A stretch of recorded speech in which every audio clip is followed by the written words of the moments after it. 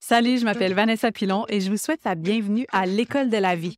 Un endroit, mais pas vraiment un endroit, là, c'est plus comme une émission, un balado, où l'on apprend enfin des choses qui nous sont réellement utiles pour mieux naviguer cette affaire à la fois le fun et bizarre qu'est l'expérience humaine. Bon épisode?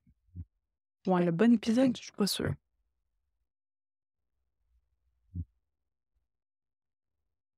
Salut, très heureuse de vous retrouver pour ce deuxième épisode de la deuxième saison de l'École de la vie. Hey, je veux juste commencer en vous remerciant pour votre accueil chaleureux, enthousiaste face au retour de l'École de la vie. Pour vrai, je ne m'attendais pas à ça.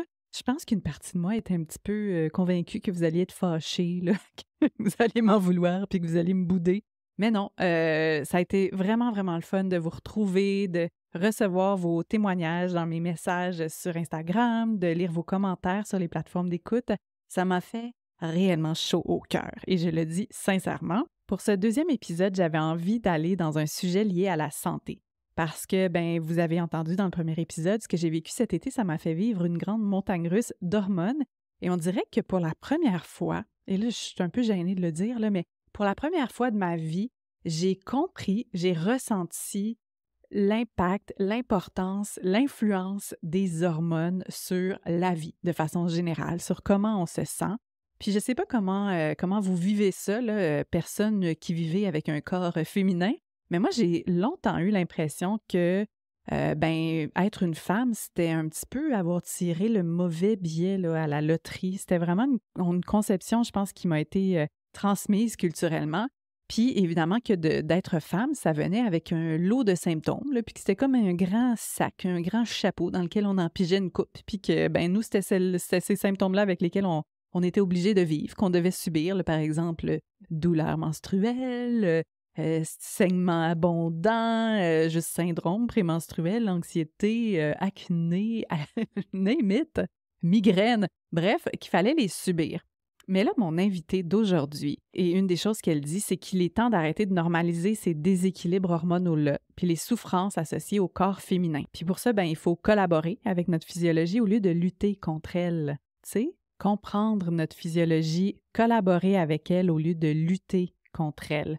Parce que, comme elle le dit si bien, quand les femmes guérissent, c'est le monde entier qui guérit. Alors, qui est cette invitée? Eh bien, il s'agit de Karine Mousseau. On a été introduites l'une à l'autre par une amie mutuelle, Karine, une autre Karine. J'ai beaucoup de Karine dans ma vie. Et ça a été un coup de cœur instantané. Karine Mousseau, pour moi, elle incarne la rigueur associée à beaucoup d'intuition, beaucoup de sensibilité. Elle est formée comme nutritionniste. Elle a pratiqué pendant plusieurs années, puis elle s'est éloignée de la profession pour retourner à la naturopathie, spécialisée dans la santé des femmes. Évidemment, elle infuse encore des notions de nutrition dans ses accompagnements. Elle guide et accompagne les femmes là, à toutes sortes de moments de leur vie, que ce soit dans les passages comme la puberté, la grossesse, la périménopause. Elle va les accompagner pour retrouver l'équilibre hormonal dans le parcours de fertilité, mais aussi en contraception naturelle. Bref, c'est la BFF des femmes. Puis dans ma conversation avec Karine, je me suis rendu compte à quel point notre éducation sur le corps féminin, sur les hormones féminines avait été proche de zéro. Donc, moi, je sens que j'ai beaucoup de rattrapage à faire. Ça va être un épisode qui est très dense en informations, qui est très riche. Donc, je vous invite, si vous avez un petit cahier de notes, là, à l'avoir pas trop loin. Évidemment aussi à le partager, cet épisode-là, avec des femmes autour de vous. Et on trace les grandes lignes. On fait un grand tour d'horizon, mais évidemment, c'est rien comme être en suivi individuel avec Karine parce que chaque corps est différent, chaque réalité est différente. Et dans l'épisode, on va parler aussi des différentes phases du cycle. Donc, si c'est quelque chose avec quoi vous n'êtes pas tout à fait familier, puis que vous voulez avoir des bases avant de rentrer dans cet épisode-ci, je vous invite à aller écouter l'épisode que j'ai fait dans la saison 1 avec Cynthia Ma. Je crois que c'est l'épisode numéro 10. Et juste avant qu'on plonge dans cet épisode riche et miam, je souhaitais vous dire que c'est un épisode qui est présenté grâce à Aura Protection. Parfait partenaire là, pour cet épisode-ci parce que Aura Protection, c'est une compagnie de culottes menstruelles réutilisables. Je ne sais pas si vous avez fait le switch là, déjà des protections jetables aux réutilisables. Moi, ça fait environ une dizaine d'années que j'ai fait le grand saut. Et je ne retournerai pas en arrière pour plusieurs raisons, notamment parce que les culottes menstruelles, moi, je les trouve tellement plus confortables que toutes les autres formes de protection que j'ai utilisées dans ma vie. Et je vous dirais que j'ai fait le grand tour, là, je les ai toutes utilisées. C'est évidemment aussi une alternative plus écologique. On parle de zéro déchet. Donc, j'étais à un nettoyage des berges du Saint-Laurent là, en septembre. Et puis, j'ai vu des applicateurs de tampons en plastique là, dans l'eau. Puis ça m'a fait vraiment mal en dedans. J'étais comme, là, je pense qu'on est dû pour passer à autre chose. Bref, une option qui est plus écologique et aussi plus économique parce que les culottes menstruelles, ça dure environ 5 ans si on en fait bon usage, si on en prend soin. Donc, on parle en moyenne d'une économie d'environ 100 $ par année, ce qui est quand même pas plate. Et les culottes Aura, c'est une option qui est beaucoup plus saine pour le corps. Puis ça, c'est un point qui me tient réellement à cœur parce que je ne sais pas si vous avez vu passer cet été, il y a une étude de l'Université Columbia qui a étudié différentes marques de tampons, différentes marques populaires, dont certaines qui étaient certifiées biologiques. Et on a retrouvé dans 14 marques de tampons des traces de métaux lourds, notamment arsenic, mercure et plomb. Des affaires qu'on n'a pas le goût là, de s'insérer dans le vagin. Là. Les culottes menstruelles d'Aura Protection sont certifiées OECOTEX, ça veut dire sain pour la planète et sain pour les humains. Et elles sont offertes de la taille X small à 4X large. Donc, si jamais ça vous tente de faire le grand saut ou juste de renouveler votre flotte de culottes, alors je vous invite à utiliser le code Vanessa25 pour 25% de rabais. OK, je vous laisse maintenant à notre conversation avec Karine Mousseau. Bon épisode. Karine Mousseau, bonjour. Merci d'être là. Merci à toi de m'inviter. C'est comme un sujet qui me tient à cœur, puis pour lequel j'ai beaucoup de questions. Donc, je ne veux pas non plus juste utiliser ta présence pour répondre à mes propres questions. je pourrais te consulter pour ça, mais je vais quand même, je pense, pour cet entretien-ci, partir en partie de mon expérience puis des questions que j'ai. Puis on va évidemment pouvoir bâtir à partir de là. Mais avant qu'on plonge dans le sujet des hormones et tout ça, j'aimerais ça juste un peu comprendre pourquoi toi, ton intérêt comme pour les hormones féminines plus spécifiquement, comme où est-ce que c'est né, où est-ce que ça a germé cet intérêt-là? Parce que tu as oscillé entre la naturopathie, la nutrition. Donc, qu'est-ce qui a fait que toi, ça a vraiment été les hormones au féminin? Est-ce que c'était... Tu voyais qu'il y avait beaucoup de femmes qui avaient des problèmes avec ça? Tu sais, d'où ça vient, là, cet intérêt? Je pense que tout ce que j'ai vécu dans ma vie, en fait, m'a mené à aujourd'hui. Ouais. M'a mené à faire ce que je fais avec les femmes aujourd'hui. Puis jamais j'aurais pensé faire ça. Tu m'aurais dit ça là, quand j'étais ado, là, je suis comme « Ah oui! » Jamais j'aurais pensé faire ça dans ma vie. Premièrement, ben j'ai toujours renié même ma féminité. Je te dirais jusqu'à peut-être mes 30 ans. Donc ça a été très long ce parcours-là pour moi de connecter avec ma féminité. Puis non seulement de reconnecter, mais d'en trouver les cadeaux. De vraiment aimer être une femme. Ça a été un long processus pour moi. J'aimais toujours plus être avec des gars, je les trouvais plus simples, plus faciles. Donc, il y avait tout ce rejet-là à l'intérieur de moi, de ma féminité. Puis, comment j'ai réussi à reconnecter, en fait, je pense que premièrement, c'est par le physique, dans le sens où j'avais de plus en plus de maux, comme par exemple des migraines, des infections urinaires, juste de pas me sentir bien dans mon corps. J'ai jamais eu trop de crampes menstruelles ou quoi que ce soit, mais je sentais en fait que le fait de prendre la pilule, parce que je la prenais depuis au moins 12-13 ans, à ce moment-là, à mes 30 ans, je commençais à sentir qu'il y avait quelque chose de pas normal, qui influençait profondément, tu sais, quelque chose en moi, ma physiologie ou ma façon d'être, même dans le monde. Et j'ai eu un flash un jour qu'il fallait que je l'arrête, vers 30-31 ans. Et c'est ça que j'ai fait. Puis tout d'un coup, je me suis sentie déjà mieux. Mais après ça, j'ai repris le stérilet parce que, bon, il fallait bien que je me protège et tout. Et là, encore là, ça a été un gros non. Mon corps m'a dit non. Qu'est-ce que tu fais là? Là, j'ai commencé à avoir des crampes, vraiment. Puis, après 8 mois, j'ai décidé de le faire enlever. J'ai dû me battre, premièrement, pour me le faire enlever. Ça n'a pas été facile, mais ça a été un grand soulagement. Fallait que tu te battes contre qui? Contre le médecin. Qui voulait pas te l'enlever? Oui. Donc, il fallait vraiment que je... Ouais. Tu nommes ça parce que j'ai vécu quelque chose de similaire, puis il y avait une partie de moi qui était comme, mais il me semble que c'est supposé être mon choix, là. Ouais, Tu c'est mon sais, corps. oui, on a essayé de me dissuader souvent. Je viens juste de le conscientiser en t'entendant dire ça. Je Ouais. suis comme, hey, comment ça se fait que c'est aussi compliqué de faire enlever mon stérilet? Il Ouais, faut vraiment se battre. Il faut vraiment être certaine de nous, ouais. de dire non, parce qu'ils vont trouver tous les arguments pour nous, tu sais, nous faire, tu sais, nous faire penser qu'on a besoin d'une contraception hormonale. Mhm. Même après mon accouchement, c'était pareil. Il fallait que je reprenne la pilule ou le stérilet. Mais il a fallu que je me batte, entre guillemets, pour vraiment garder mon point, puis dire non, moi, j'en veux pas, tu sais. Donc ça a été la première graine pour moi. Donc l'effet physique sur mon corps, puis même énergétique, tu sais, à comment je me sentais dans mon corps. Mhm. Donc, Donc de ça, voir la différence entre le moment où tu avais un contraceptif hormonal ouais, puis au moment où tu n'en avais pas, ouais. de dénoter comme, OK, il y a quelque chose. Je me sens Ouais. différente. J'ai Mhm. pas les mêmes mots, j'avais plus de migraine, j'avais plus d'infection. C'est comme, qu'est-ce qui se passe là? Pourquoi? Qu'est-ce qui s'est passé? Donc déjà là, j'avais la puce à l'oreille un peu. Et donc, suite à ça, je suis devenue nutritionniste. En fait, j'étais naturopathe avant, mais pas spécialisée. Ensuite, j'ai voulu me spécialiser un peu plus, avoir plus de crédibilité aux yeux de la société, donc je suis devenue nutritionniste. J'ai fait une maîtrise et c'est pendant ma pratique en nutrition, comme nutritionniste, que là, je réalisais que les femmes avaient beaucoup de questions sur les hormones et j'étais un peu sans ressources. Puis moi-même, je vivais des choses encore dans mon corps, tu sais, puis j'avais un cycle maintenant naturel, mais leurs questions me faisaient me questionner sur moi-même. Puis je me disais, ben, il faut que je commence à trouver des réponses, tu sais, pour mieux les servir, mais aussi pour moi, continuer mon travail par rapport à ça. Et le grand déclic, en fait, je te dirais que ça a été mon voyage à Bali. J'ai fait un voyage à Bali pendant 1 mois toute seule. Je suis partie. Ça faisait des années que l'île m'appelait. Puis c'est une île qui est qui valorise beaucoup l'énergie féminine. Mhm. Puis c'est là-bas que je me suis rendu compte que j'ai réellement renoué, en fait, avec ma féminité.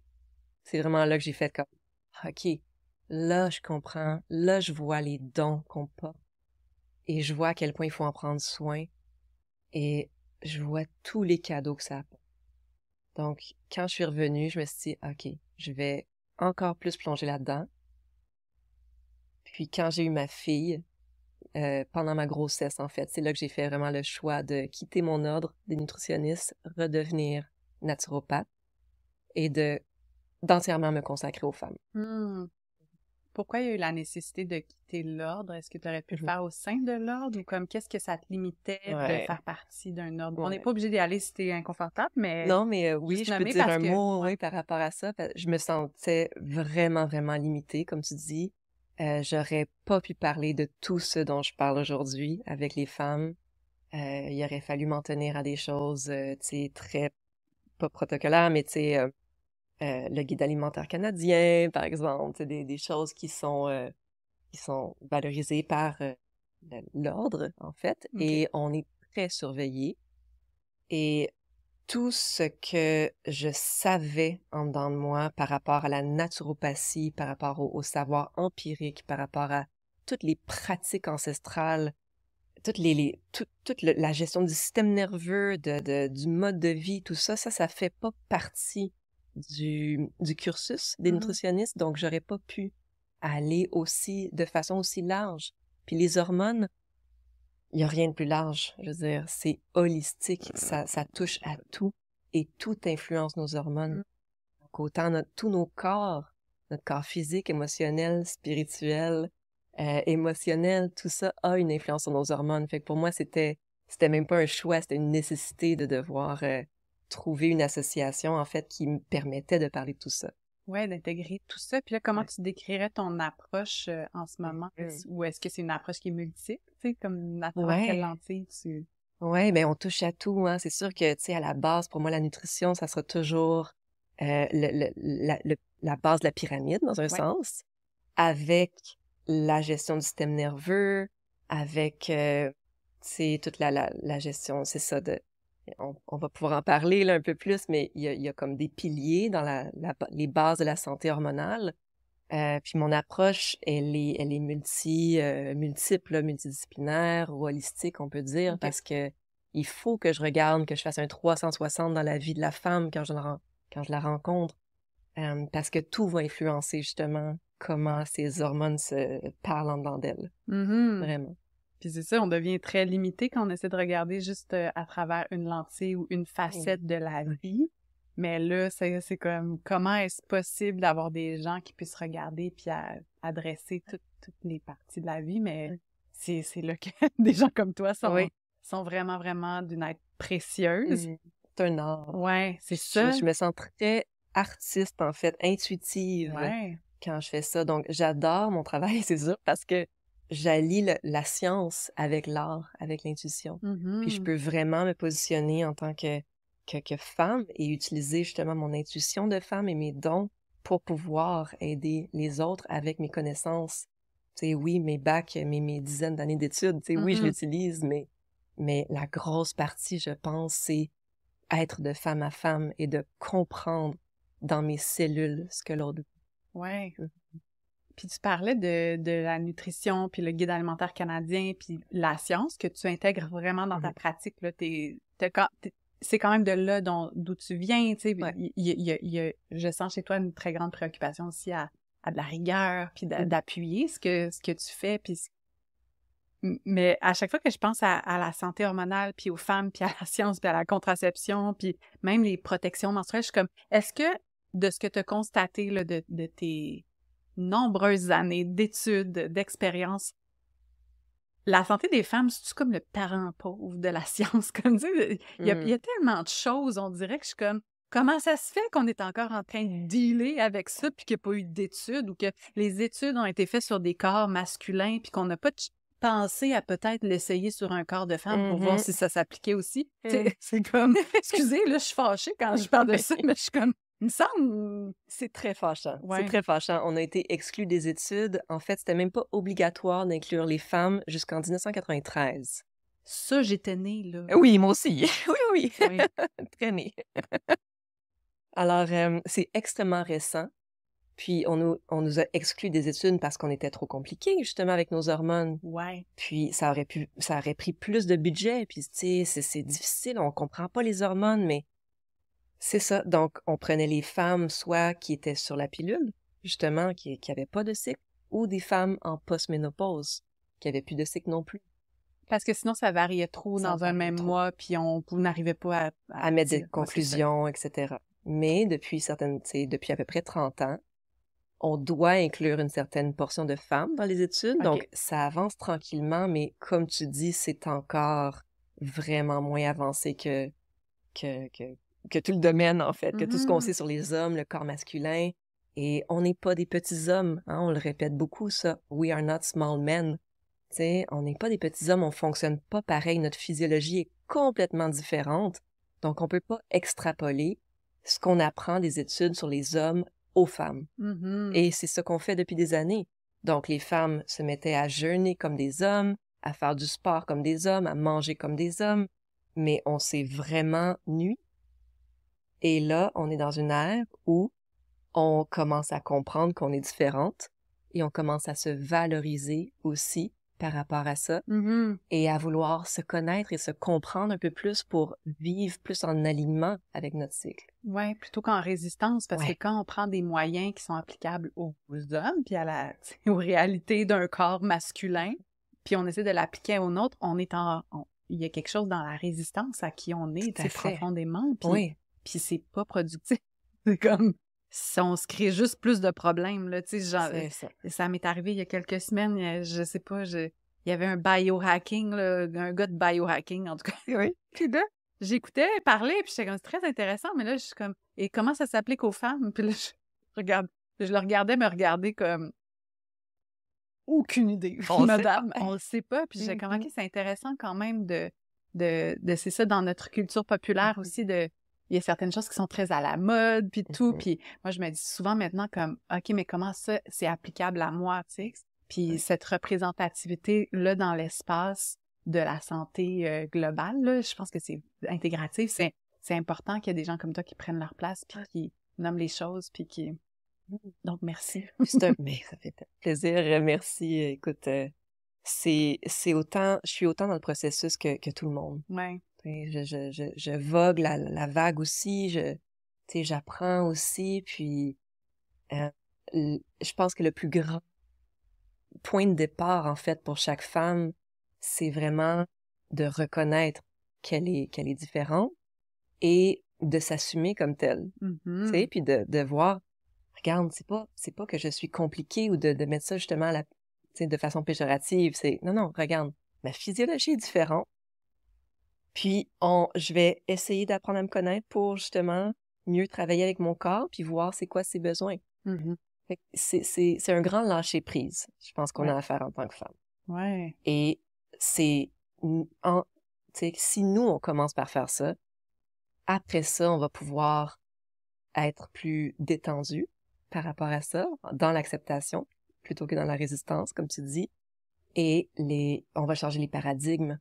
Tu sais, on va pouvoir l'expliquer à nos chums, à nos pères, à nos frères, à nos fils. Et les hommes vont aussi commencer à nous soutenir là-dedans. Ça se passe déjà. Il y en a plein qui le font déjà. Mais il y a encore beaucoup de travail à faire. Tu sais. Ouais. Donc, on veut continuer cette voie-là de réaliser que ça soit complètement normal, de banaliser, en fait, que oui, la femme est différente, on a des besoins différents, l'homme aussi, puis on se connaît, on se comprend, puis on se respecte. Ouais, c'est ça. Puis il n'y en a pas un qui est mieux que l'autre, parce qu'il y a ça aussi dans la société qui est bâtie autour de nous, le système qui existe autour de nous, ben valorise la façon linéaire d'exister. Fait que c'est tough de sentir qu'on n'est pas genre dysfonctionnel là-dedans parce qu'on a des variations, de la cyclicité, qu'on vit avec la réalité des cycles. Fait que c'est ça, j'extrapole, mais je sens que si on le conscientise en nous, qu'on l'accepte, puis qu'on se détende, puis qu'on apprenne à aimer ça, on va être un petit peu plus capable de se tenir. Puis je pense que c'est ça qu'on essaie de faire à travers ce genre de conversation-là aussi. Puis juste de prendre conscience que ça existe, parce que je pense que c'est pas gagné, là. Il y a encore beaucoup de femmes, j'entends en tout cas, qui... C'est nouveau, là, cette information-là. Donc, je veux juste aussi apporter de la bienveillance, comme... C'est normal, c'est pas quelque chose qui nous a été enseigné, c'est pas quelque chose qui a été valorisé autour de nous. Donc, ça se peut que ça arrive tard dans à 40, 50 ans, même 60, même après la ménopause. Puis parfois, c'est là que la femme réalise « Oh mon Dieu, j'étais cyclique toute ma vie, puis j'ai passé à côté de ça. » Ouais. J'en ai des clientes ils ont la réalisation maintenant, puis ils ont plus de cycle. Puis ils se disent « Ah, si j'avais su, tu sais, tout ça. » Puis il y a beaucoup de culpabilité, mais non, il y en a pas à avoir parce que tu sais, c'est ça, on n'était pas rendu là, la société nous apprend pas ça, elle valorise pas ça, nos mères le savaient pas. Moi-même, je trouve que je l'ai appris sur le tard, tu sais, j'avais 30 ans, puis ça, tu sais, là, je vais en avoir 40. Fait que, tu sais, ça fait juste 10 ans, là, que je suis là-dedans, puis que c'est ma vie maintenant. Donc, il est jamais trop tard, vraiment, pour se reconnecter avec sa nature cyclique et se valoriser en tant que femme. Puis arrêter de vouloir fitter le moule masculin de la société. C'est arrêter d'essayer de rentrer un rond dans un carré. Exact. C'est pas la même forme, la gang. On a appris ça dans nos jouets, là, quand on était enfant. Ou demander à un poisson de grimper un arbre. C'est ça. C'est pas ça. Ouais, pas ça sa force. Puis là, toi, tu vois au sein de ta pratique beaucoup de femmes, évidemment, parce que c'est ta spécialisation. C'est quoi les choses que tu entends le plus souvent ou les trucs que tu constates qui sont comme... Tu sais, parce qu'il y a plein de... Tout le monde est unique, tout le monde a son bagage, son parcours, puis tout le monde a des corps différents, mais est-ce qu'il y a des choses qui reviennent plus souvent que tu fais, là, ça serait le temps qu'on adresse ça, là? Beaucoup. Parfait, commencer. La liste est longue! La liste est longue. Ben, ce que je pourrais dire en premier, ce qui me vient vraiment, c'est la fatigue. Ouais. La fatigue des femmes. Les femmes sont fatiguées. Elles sont épuisées, elles sont drainées, mais pas juste une fatigue physique, je pense, tu sais. C'est une fatigue émotionnelle, énergétique, parce que justement, on essaie de fitter dans un moule qui ne nous correspond pas. La société est faite pour un modèle masculin de testostérone sur 24 heures. Nous, on fonctionne pas comme ça. Oui, on doit suivre le cycle circadien, c'est hyper important pour nos hormones, pour notre cycle infradien, qui est sur la longueur de notre cycle menstruel, mais tu sais, la journée, là, métro, boulot, dodo, du 8 à 5, ça correspond pas aux besoins de la femme. Donc, c'est très, en plus de mettre un poids de performance, non seulement au travail, mais à la maison, dans notre couple, comme mère de famille, tu sais, comme matriarche, tu sais, il y a tellement de chapeaux, hein, qu'on porte. Donc, oui, les femmes sont vraiment très fatiguées, Hmm. malheureusement. Ouais. Ça aurait l'air de quoi? Ben, peut-être pas une journée, là, mais si on était sur un rythme plus féminin, ça ressemblerait à quoi? On dirait que j'ai la difficulté à me... Oui, mais ça dépend où est-ce qu'on est dans notre cycle, Ouais. premièrement. C'est sûr que ça va varier, tu sais, est-ce qu'on est dans notre phase menstruelle, folliculaire, ovulatoire ou lutéale? Mhm. Ça va varier. Puis, il y a des, tu sais, moi, je pense profondément qu'il faut pas compliquer les choses. Tu sais, il y a déjà assez de choses à comprendre, à savoir. Donc, si chaque femme, puis si on pourrait en parler, si chaque femme, pardon, pouvait vraiment comprendre les bases de c'est quoi ses besoins, justement, dans chaque phase de son cycle, là, ça serait facile, puis ça serait des réflexes un peu. Donc, c'est sûr qu'une femme, ça dépend de sa situation. Tu sais, si elle est employée, ou si elle est travailleur autonome, ou si elle est maman à la maison, ça va être différent sa journée, là, tu sais. Mhm. C'est sûr que pour une employée qui a un cadre très strict, qui doit avoir des rendus, là, très précis, ben là, ça va être différent, puis il va falloir qu'elle produise, mais dans un monde idéal, disons, tu sais, si la femme pouvait vraiment faire son horaire, puis allier ses journées à son cycle, par exemple. Des choses, ou bien je pourrais parler peut-être des choses qu'on pourrait toujours faire, peu importe dans quelle situation on est, peut-être ça serait mieux, plus aidant ça. La femme a besoin vraiment de premièrement, se réveiller et d'aller voir la lumière du jour. Oui. L'homme aussi. Tout le monde. Tout le monde. L'humain. Ouais. L'humain a besoin de ça. On a besoin d'aller voir le soleil Oui. plutôt que notre écran.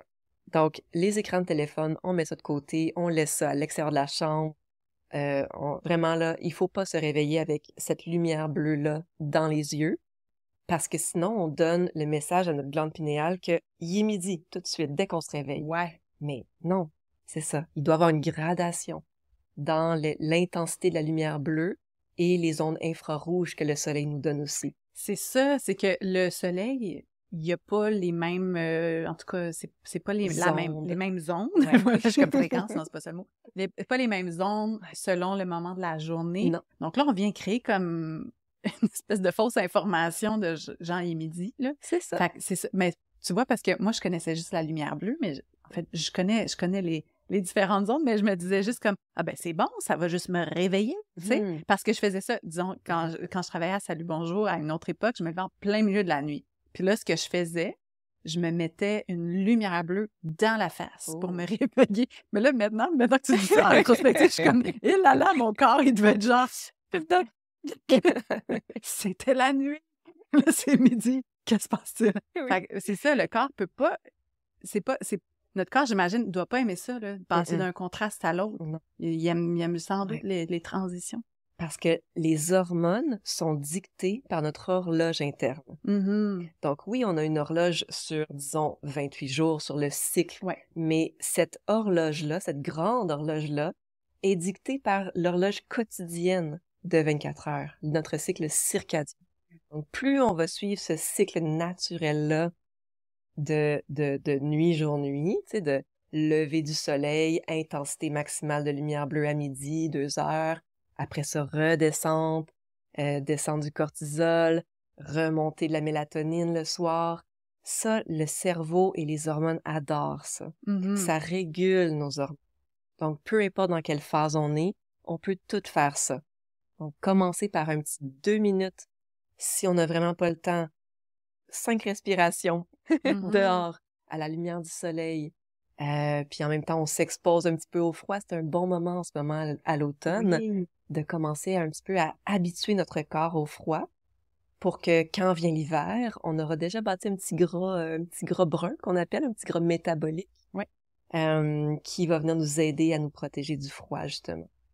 Donc, un petit 2 minutes dehors, 10 respirations, 20 minutes si vous avez le temps, 1 heure si vous avez un chien puis vous faites votre horaire et puis vous pouvez prendre une belle longue marche dehors, c'est parfait. Ce serait idéal. Mais au minimum d'aller 2 minutes. 2 minutes. Est-ce qu'on doit regarder le soleil ou juste d'être dehors? Parce que j'ai entendu qu'il fallait comme gaze into the sun, the rising sun. Mais est-ce que juste d'être dehors, c'est suffisant? Je pense que juste d'être dehors, c'est suffisant. J'avais pris l'habitude moi-même de gazer, de regarder le soleil, puis je pense que pour la rétine, c'est pas nécessairement bon. Surtout quand il est midi, peut-être que c'est moins pire le matin, là, justement, au lever du soleil. En fait, je pense que j'avais entendu que c'était correct au lever du soleil, mais ce qu'on dit en général pour vraiment protéger la rétine, ce serait de regarder le ciel à côté. Donc, le ciel, la partie la plus claire du ciel, même si c'est nuageux, en fait. On va avoir le bon dosage d'ondes, d'infrarouge et de lumière bleue, et de tout le spectre, en fait, complet, pour apporter ou faire produire plutôt le bon montant de cortisol à notre corps, qu'on a besoin le matin pour nous réveiller. Donc, quand les femmes, tu sais, on revient à la fatigue, les femmes sont fatiguées. Elles se lèvent le matin, elles sont déjà épuisées. C'est parce que leur cortisol, souvent, est inversé. Leur courbe de cortisol est inversée. Donc, le matin, on est supposé avoir quand même un bon niveau de cortisol pour nous réveiller, pour nous garder aller. Là. OK, on y va, on fonce dans la journée. Et graduellement, au fil que la journée avance, c'est supposé de diminuer pour laisser place à la mélatonine le soir, dès le coucher du soleil. Pour qu'on soit capable de s'endormir. Et de rester endormi. Oui. Mais là, c'est inversé. Souvent, on se lève fatigué. On a un petit pic peut-être dans la journée, là, après notre café ou quelque chose comme ça. Et quand le soleil se couche, ou après le souper, ou des fois avant, là, on va avoir un boost d'énergie. Puis c'est là qu'on va vouloir faire 10 000 projets, ou on va regarder la télé jusqu'à 11 heures le soir. Donc, notre cortisol est très élevé le soir en général. Et ça perpétue, en fait, le fait d'inverser le cycle circadien. Donc, ça donne un message complètement opposé à notre pinéale pour produire nos hormones. Et après ça, on se demande, pourquoi j'ai des SPM? Pourquoi j'ai des grandes crampes ou mon cycle est pas régulier? Ou, tu sais, ça a une influence sur notre cycle hormonal menstruel. Donc, la courbe de cortisol inversée, juste pour être sûr que je comprends bien, c'est parce qu'on n'est pas exposé à la lumière naturelle? C'est une première étape, ça. OK, c'est une première étape. Ouais. Donc, le fait de s'exposer le matin, ça vient élever notre cortisol. Donc, c'est parfait. Juste le bon montant. Une lumière bleue, c'est la luminothérapie qui est très populaire. Ça peut être une solution si jamais, là, il fait vraiment pas beau dehors et tout, mais ça va venir produire quand même plus de cortisol que nécessaire. OK. Donc, on doit mettre une petite limite par rapport à ça, là. OK, peut-être à midi ou dans les temps où, oui, le soleil est supposé être à son summum, ça peut être bien, mais dès le lever, on veut avoir une petite réticence par rapport à ça parce qu'il y a trop de lumière bleue. On y va, mollo. J'ai 2 questions. Peut-être que c'est aucunement pertinent. Première question, est-ce que le regarder à travers la fenêtre, le soleil, ça fonctionne ou est-ce que la vitre vient nous enlever de goodies dont on a besoin? Donc, ça vient couper, si je me trompe pas, les UVB. OK. Donc, le mieux, c'est de baisser la fenêtre. Par exemple, si on est en auto, ça serait mieux de baisser la fenêtre. OK. Oui. Donc, c'est important quand même. Oui, c'est important. Ça va venir nous donner, en fait, ça coupe si je me souviens bien, ça coupe les bons rayons qu'on a besoin pour la dopamine, pour le cortisol, et ça vient les rayons qui vont venir brûler la peau, par exemple. Les UVA vont passer. Et puis, donc, ça va pas nécessairement nous brûler, mais ça va venir endommager notre ADN sur la peau. Donc, tu sais, par rapport à la santé de la peau, tout ça, c'est mieux pour avoir le spectre complet, c'est mieux de baisser la fenêtre. Au niveau du cortisol, je pense que ça va quand même avoir un effet, là. Mais si on peut, c'est toujours mieux d'aller dehors, là, carrément. Et mon autre question va peut-être éloigner des gens de notre conversation, et je m'en excuse d'avance. Après ça, ça va revenir on the right track, mais c'est vraiment une curiosité personnelle parce que j'ai des amis qui me parlent d'exposer leur vulve au soleil. Je sais pas si tu as envie de m'en parler. Si c'est juste un mythe, est-ce qu'il y a des bénéfices à ça? Parce que moi, je l'ai pratiqué à ma maison. Là, j'habite à la campagne, c'est plus facile. Là. C'est sûr que dans un parc, c'est moins aisé d'aller faire ça, mais est-ce qu'il y a des effets là? Est-ce qu'il y a des effets sur le corps? peut-être que c'est aucunement puis que c'est juste du folklore. Est-ce que tu peux m'éclairer là-dessus ou tu n'as aucune information à ce sujet? Ben, j'ai pas lu d'études. Honnêtement, il n'y a pas d'études par rapport à ça, mais je sais que c'est une pratique que les femmes ont presque toujours pratiquée, justement. C'est une des pratiques empiriques, comme le Yoni Steam, par exemple, que les femmes ont pratiqué. Puis, c'est sûr que ça a des bénéfices, des effets. Juste d'avoir de la chaleur et de l'oxygène, de faire respirer cette région-là, déjà là, puis de prendre conscience, de porter une attention à cette région-là, c'est sûr que ça va venir nous connecter à notre féminité, premièrement, mais il y a aussi, tu sais, les rayons du soleil, bon, vont pénétrer la petite peau très poreuse, très sensible, puis oui, ça fait, tu sais, on le sait que ça fait du bien, Ouais, là. c'est ça. Ça fait du bien, On ça le fait, puis les relaxe gens, le... merci. Ça relaxe le système nerveux, tu sais, il y a vraiment beaucoup de terminaisons nerveuses, puis ça a un effet, un profond impact, je pense, sur juste notre bien-être de femme. Ouais. Donc, qu'est-ce que ça fait de plus que ça? Là, je suis pas experte là-dedans, je pourrais pas te Je me demandais s'il y répondre. avait eu des études à ce sujet-là ou Pas c'était à ce que je juste sache. comme on aime ça puis c'est le On fun. aime ça, puis c'est le vous fun. Si vous ne l'avez jamais fait, là, Oui. bon, commencez par marcher nu-pieds dans le gazon. Quand vous êtes rendu au niveau 2, trouvez-vous un petit espace. Puis essayez le soleil. Des fois, c'est juste de trouver le bon angle, d'ouvrir la fenêtre, puis on est dans notre petit espace intime. C'est ça. Ouais. Là, on a parlé déjà du soleil, on est rentré dans le vif du sujet, mais disons pour les gens là, pour qui le cours de biologie est peut-être un petit peu loin, là, au niveau des hormones 101, tu sais, on parle de l'estrogène, la progestérone, tu as parlé du cortisol. Est-ce que, sans nous faire un cours magistral, là, mais peut-être juste nous rappeler rapidement qu'est-ce qui est quoi, c'est quoi leur job respectif? Peux-tu... Ouais. Oui, excuse-moi, là, je veux pas que ce soit trop didactique, mais je pense que c'est quand même important parce que des fois, on peut devenir perdu. Donc, le cortisol, pour commencer avec ça, c'est l'hormone du stress qui est produite par nos surrénales. Donc, c'est des petites glandes par-dessus nos reins, dans le dos, qui produisent ça. Elles ont un impact sur toutes les autres hormones. En fait, toutes les hormones ont un impact sur toutes les autres hormones. Ouais. Tout se parle. Une hormone, c'est un messager. On en a plus de 50 dans le corps. On en a beaucoup. Et puis, toutes nos cellules ont des récepteurs à corps. Donc, il n'y a pas une de nos cellules qui est, qui reste imperméable aux hormones. Elles sont toutes influencées par tout.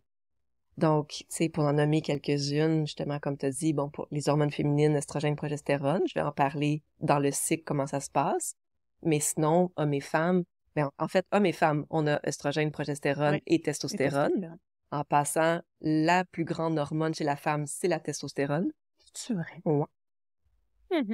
Mais on en fait quand même 10 fois moins que les hommes. Okay. Donc, on fera jamais de gros muscles si on s'entraîne. C'est plus difficile là, pour nous, là. Mais c'est notre hormone principale, dominante quand même. On fait plus de testo que d'œstrogène. Les hommes aussi font des œstrogènes et de la progestérone. On a aussi l'insuline, le glucagon, qui sont des hormones qui vont garder notre glycémie plus stable ou instable. Ça aussi, c'est important dans notre gestion hormonale. On a les hormones thyroïdiennes. On a un paquet d'hormones dans le corps qui ont toutes leur petit rôle, mais elles se parlent toutes. Donc, c'est pour ça que je te disais au début, tu sais, je te disais à quel point les hormones c'est un travail holistique. On peut pas juste regarder les oestrogènes parce que les oestrogènes sont influencés par la thyroïde, par ta glycémie, par ton cortisol, etc. Alors, c'est toujours un tout, justement. Donc, si on regarde le cycle féminin, en gros, comme on a parlé tantôt, il y a la phase menstruelle, folliculaire, ovulatoire et lutéale. C'est nos 4 grandes phases. Et ce qui fait que ces phases-là sont distinctes, c'est vraiment comment les oestrogènes et la progestérone fluctuent à travers ces phases-là. Et c'est ça qui fait aussi qu'on se sent très différente à chaque phase.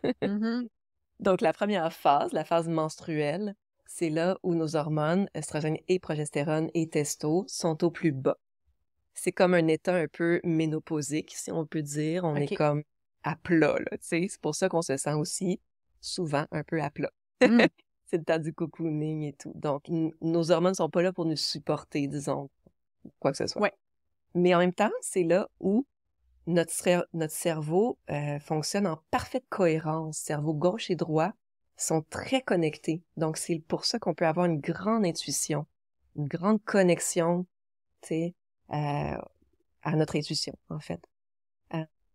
Parce que justement, les hormones sont équilibrées et sont basses, mais vraiment stables.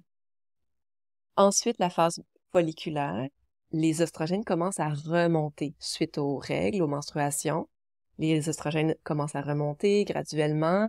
Ça, c'est des messages dans le cerveau, l'hypophyse qui dit sécrète des préhormones, la FSH, la LH, puis la FSH qui vient stimuler le follicule dans nos ovaires à produire des oestrogènes. Okay? Et là, quand le follicule est mature, il vient donner un message à notre cerveau de libérer la LH, qui est une préhormone qui va nous faire ovuler. Donc, on libère l'ovule du follicule. Et la phase ovulatoire, c'est là où nos oestrogènes sont au plus haut. Et c'est là souvent que, tu sais, on se sent rayonnante.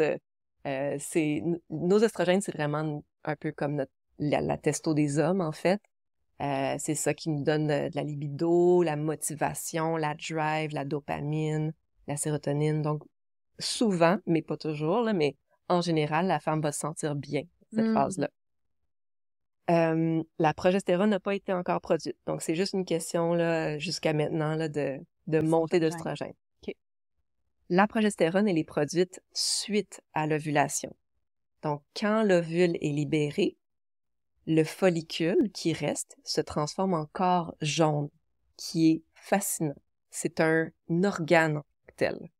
Cet organe-là va produire justement la progestérone. Et en libérant la progestérone, ça va booster notre métabolisme. Donc, c'est une phase où notre métabolisme est plus actif après l'ovulation. Donc, notre température corporelle augmente aussi. On a plus faim. Hein? On est comme... Puis ça, c'est tout sur l'effet de la progestérone. Donc, c'est ça, le fameux SPM, là. Oui, pas nécessairement. Pas nécessairement, mais la phase prémenstruelle. Exact. Où il y a souvent des symptômes associés. Mais là, tu parles d'avoir faim puis tout ça. Donc, c'est dû à la progestérone. Ouais. Donc, c'est ça, c'est normal d'avoir plus faim dans cette phase-là, mais d'avoir des rages, c'est là que ça devient moins normal. Puis les SPM, justement, on banalise ça beaucoup. Ah, je suis dans mes SPM, je suis irritable, mais finalement, c'est un signal du corps pour nous dire que l'équilibre est pas parfait, là. Tu sais, ça pourrait s'améliorer. Donc, c'est pas normal d'avoir des SPM. OK. Ben, allons-y d'abord. Tu parles de SPM. C'est normal de se sentir différente. Oui, c'est ça. Oui. C'est normal de ressentir une fluctuation, mais la souffrance associée, les crampes, les migraines, les rages, toutes les affaires qu'on est comme... C'est pas obligé. Non. On n'est pas obligé de subir ça. Non. Donc, c'est un reflet amplificateur du reste. Donc, qu'est-ce que ça nous dit quand on a ces symptômes-là? Ça nous dit qu'on n'a pas bien, justement, aligné notre vie en général, notre alimentation, nos habitudes, à ce que notre corps a besoin en ce moment dans notre cycle. Donc, ça fait partie des choses que je pense que toutes les femmes devraient savoir de base, que pendant justement cette phase-là lutéale, notre métabolisme augmente. On a des besoins d'à peu près de 300 calories de plus par jour. C'est normal qu'on ait plus faim. Et la progestérone rend notre corps moins sensible à l'insuline. C'est-à-dire que le corps va avoir plus de mal à gérer la glycémie. Alors, on doit vraiment porter une attention particulière à bien gérer notre glycémie dans cette phase-là. C'est-à-dire de manger protéiné à chaque repas et dès le matin. Donc, on veut vraiment avoir une bonne portion de protéines le matin, le midi, le soir, prendre des collations. Donc, c'est vraiment pas le temps de jeûner, par exemple. Faire des jeûnes intermittents jusqu'à midi, là, ouf, ça, c'est sûr que ça va empirer l'irritabilité ou, tu sais, l'insomnie ou peu importe ce que la femme peut vivre. Donc, ça, c'est une première chose. Le cortisol aussi, le corps est plus sensible au cortisol, donc à l'hormone du stress. On a un besoin de prendre plus soin de notre système nerveux. C'est physiologique, vraiment. Donc, si on continue dans la folie là, de tous les jours, comme si on était en phase ovulatoire tout le temps, notre corps va nous le dire encore plus fort. Et on peut justement se sentir inadéquate, ce qui peut nous faire monter des sentiments d'irritabilité, de colère, de frustration. parce qu'on essaie de tout le temps être au même niveau. Mhm. Donc, c'est quand même un temps qu'il faut ralentir, faut prendre un peu plus soin de nous. Et comme on se parlait tantôt, un petit peu avant, tu sais, les oestrogènes nous mettent un peu des lunettes roses sur la vie. Donc, notre chum, il est donc bien beau, tu sais, tout est beau dans notre vie, on est plus satisfaite en général. Ouais. Et quand ces lunettes-là tombent, le voile est levé, tu sais, puis on voit les choses plus comme elles sont. Donc, c'est pas, tu sais, on pense souvent que dans les SPM, c'est pas notre réalité, qu'on empire les choses, mais c'est un peu le contraire. C'est un peu là qu'on voit les vraies choses. Et si on fait fi de ça, si on est dans le déni, puis on se dit, ah, ça va passer, tu sais, mes besoins, tu sais, ce que je ressens des besoins très forts, mais c'est pas grave, tu sais, je vais les étouffer un petit peu, puis je sais que quand je vais avoir mes règles, ça va partir, je vais me sentir plus calme. C'est des choses qui vont revenir de cycle en cycle en cycle et vont crier de plus en plus fort. Et rendu en périménopause, Ouais. là, ça va être le cumul de tout ce déni-là qui va sortir, qui va être mis en lumière. C'est pour ça qu'il y a tellement une grande crise quand la femme souvent entre en périménopause. C'est le reflet de à quel point t'es-tu écouté durant toutes ces années-là. Si t'as appris à bien écouter tes besoins pendant tes SPM ou tes phases lutéales pendant les 400 cycles, tu sais, de ta première trentaine d'années, disons, ou 25 ans, c'est sûr que ta périménopause va être beaucoup plus douce. Fait que c'est vraiment, la périménopause est aussi un reflet amplificateur des SPM de la vie d'une femme. Tellement intéressant parce que la phase lutéale, c'est un reflet amplificateur de notre vie. Oui. Puis après ça, c'est comme, bon, maintenant, on va passer au prochain niveau. On va amplifier encore plus ça, là. Exact. T'as-tu vraiment compris, là? Est-ce que j'ai été assez claire? La vie le dit tout le temps. C'est pour ça que je trouve ça tellement initiatique d'être une femme. Et ça fait partie des cadeaux, justement, du cycle que j'ai appris à reconnaître dans ma vie. Et ce que j'essaie d'enseigner aux femmes, c'est ça. C'est que c'est une leçon, être une femme. C'est une leçon d'être capable de traverser constamment des portails de vie, de mort, de renaissance. Puis, justement, de se voir, de voir notre vie, de se voir nous-mêmes en pleine face, on va le dire. Puis, es-tu capable, justement, de faire les actions nécessaires pour te sentir plus aligné avec tes besoins profonds? Quand tu dis ça, ce qui monte en moi, c'est comment, dans beaucoup de mes phases lutéales, c'est comme, ça passe plus, là. Tu sais, les affaires qui passent d'habitude, ça passe plus. Puis, je me demandais comme, est-ce que toi, tu agis dans ta phase lutéale ou t'es comme, m'apprends une petite minute, là, puis on va regarder ça plus tard. Tu sais, parce que j'ai l'impression que c'est aussi ça, parce que moi, je me sens comme mais pas en feu, mais comme je sais que si je passe à l'action, ça va être vraiment, vraiment intense. C'est ça, c'est ça. Fait que comment est-ce que tu conseillerais pour les femmes qui sont en périménopause ou dans la phase lutéale, qui est la pratique générale répétée avant le grand spectacle de la périménopause, mais comment est-ce qu'on peut naviguer cette phase-là s'il y a des choses qui émergent, des émotions inconfortables ou des symptômes, tu sais, autant du côté physiologique bon, moi j'ai tout le temps une migraine. Comme tu sais, comment est-ce qu'on peut naviguer ça pour justement pas faire en sorte que ce soit un repeat. Alors, on dit tout le temps que c'est pas le temps pour agir, hein, cette phase-là, mais c'est le temps pour voir les leçons. Pour justement noter, prendre des notes, faire du journaling, tu sais, OK, c'est quoi justement qui me monte? Et moi, ce que la vie m'a montré, l'expérience, tu sais, ce que j'ai appris, en fait, des 10 dernières années à être plus en paix, tu sais, avec mon cycle et cette phase-là, c'est vraiment de la respecter puis de l'écouter. Alors, je l'écoute toujours. Quand j'ai vraiment un gros non qui monte, je m'assois avec et je lui demande, OK, c'est quoi, qu'est-ce que tu veux me dire? Donc, c'est de pas fuir, premièrement, ces grosses émotions-là. idéalement, c'est de s'offrir aussi l'espace pour vivre ces émotions-là. Je comprends que c'est pas toujours possible quand on est maman dans une famille, il y a de l'action et tout. Mais si on sait, tu sais, si on suit notre cycle, puis on sait que ça va peut-être s'en venir, une petite phase de même, là. Aujourd'hui, ça se peut que je sois un petit peu plus émotive, que je vive des grosses affaires pour la prochaine semaine. Juste de le prévoir, puis de se dire, bon, est-ce que, en parler à notre conjoint peut-être, ou même à nos enfants s'ils sont assez grands, mais juste de prévoir, OK, je vais peut-être me prendre des petites 2 minutes par-ci, par-là pour aller dans la salle de bain puis pleurer, tu sais, puis c'est correct. C'est correct de se permettre de pleurer en faisant la vaisselle, par exemple. Moi, ça m'arrive constamment. Moi aussi. Puis des fois, on va essayer de ravaler nos larmes parce qu'il y a du monde autour, il y a mes enfants, il y a mon chum. Il faut pas que je laisse paraître une certaine émotion. Mais non, si c'est là, laissons-la monter.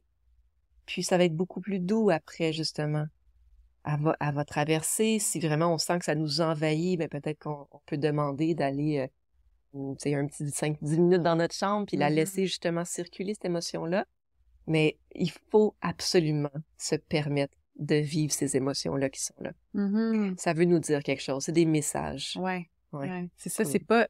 On a tendance, je pense, à peut-être les invalider à ce moment-là, d'être comme, c'est à cause des hormones, puis regarde, je suis pas du monde, là, tu sais, puis de faire bye, là, tu sais, tasser ça.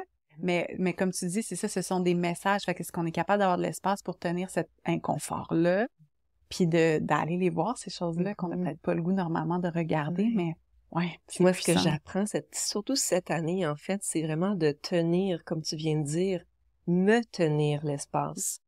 Être mon propre masculin sacré que je recherche.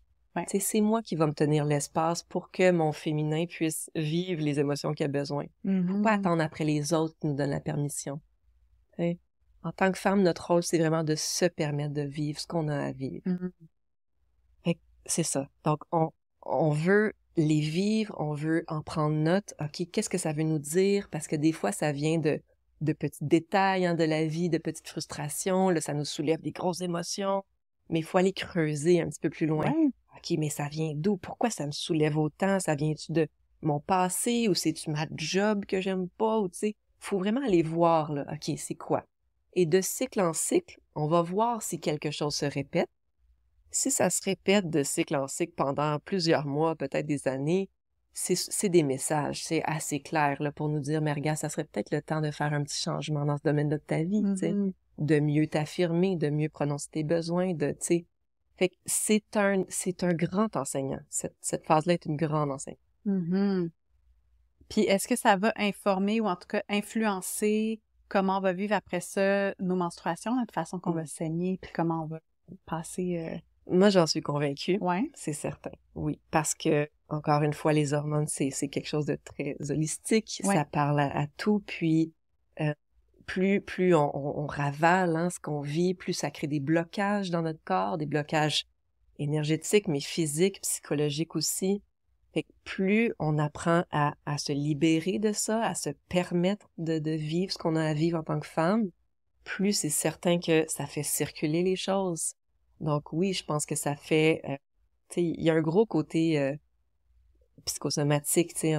C'est sûr que ça fait pas partie de mes études, là, ça, de ce qu'on parle, mais tu sais, je parle de femme à femme, là, en ce moment. Et avec l'expérience que j'ai avec mes clientes, c'est sûr qu'il y a une grosse partie psychosomatique dans tout ce qu'on vit, notre cycle, tout ce qu'on traverse. Donc oui, chaque phase va influencer la suivante. Et puis, comment on vit notre cycle au complet va influencer le prochain cycle. Puis, comment on vit toute notre période d'adulte va influencer notre périménopause. T'sais. Donc, oui, tout s'influence. Puis, au niveau des hormones, est-ce qu'il y a aussi un lien?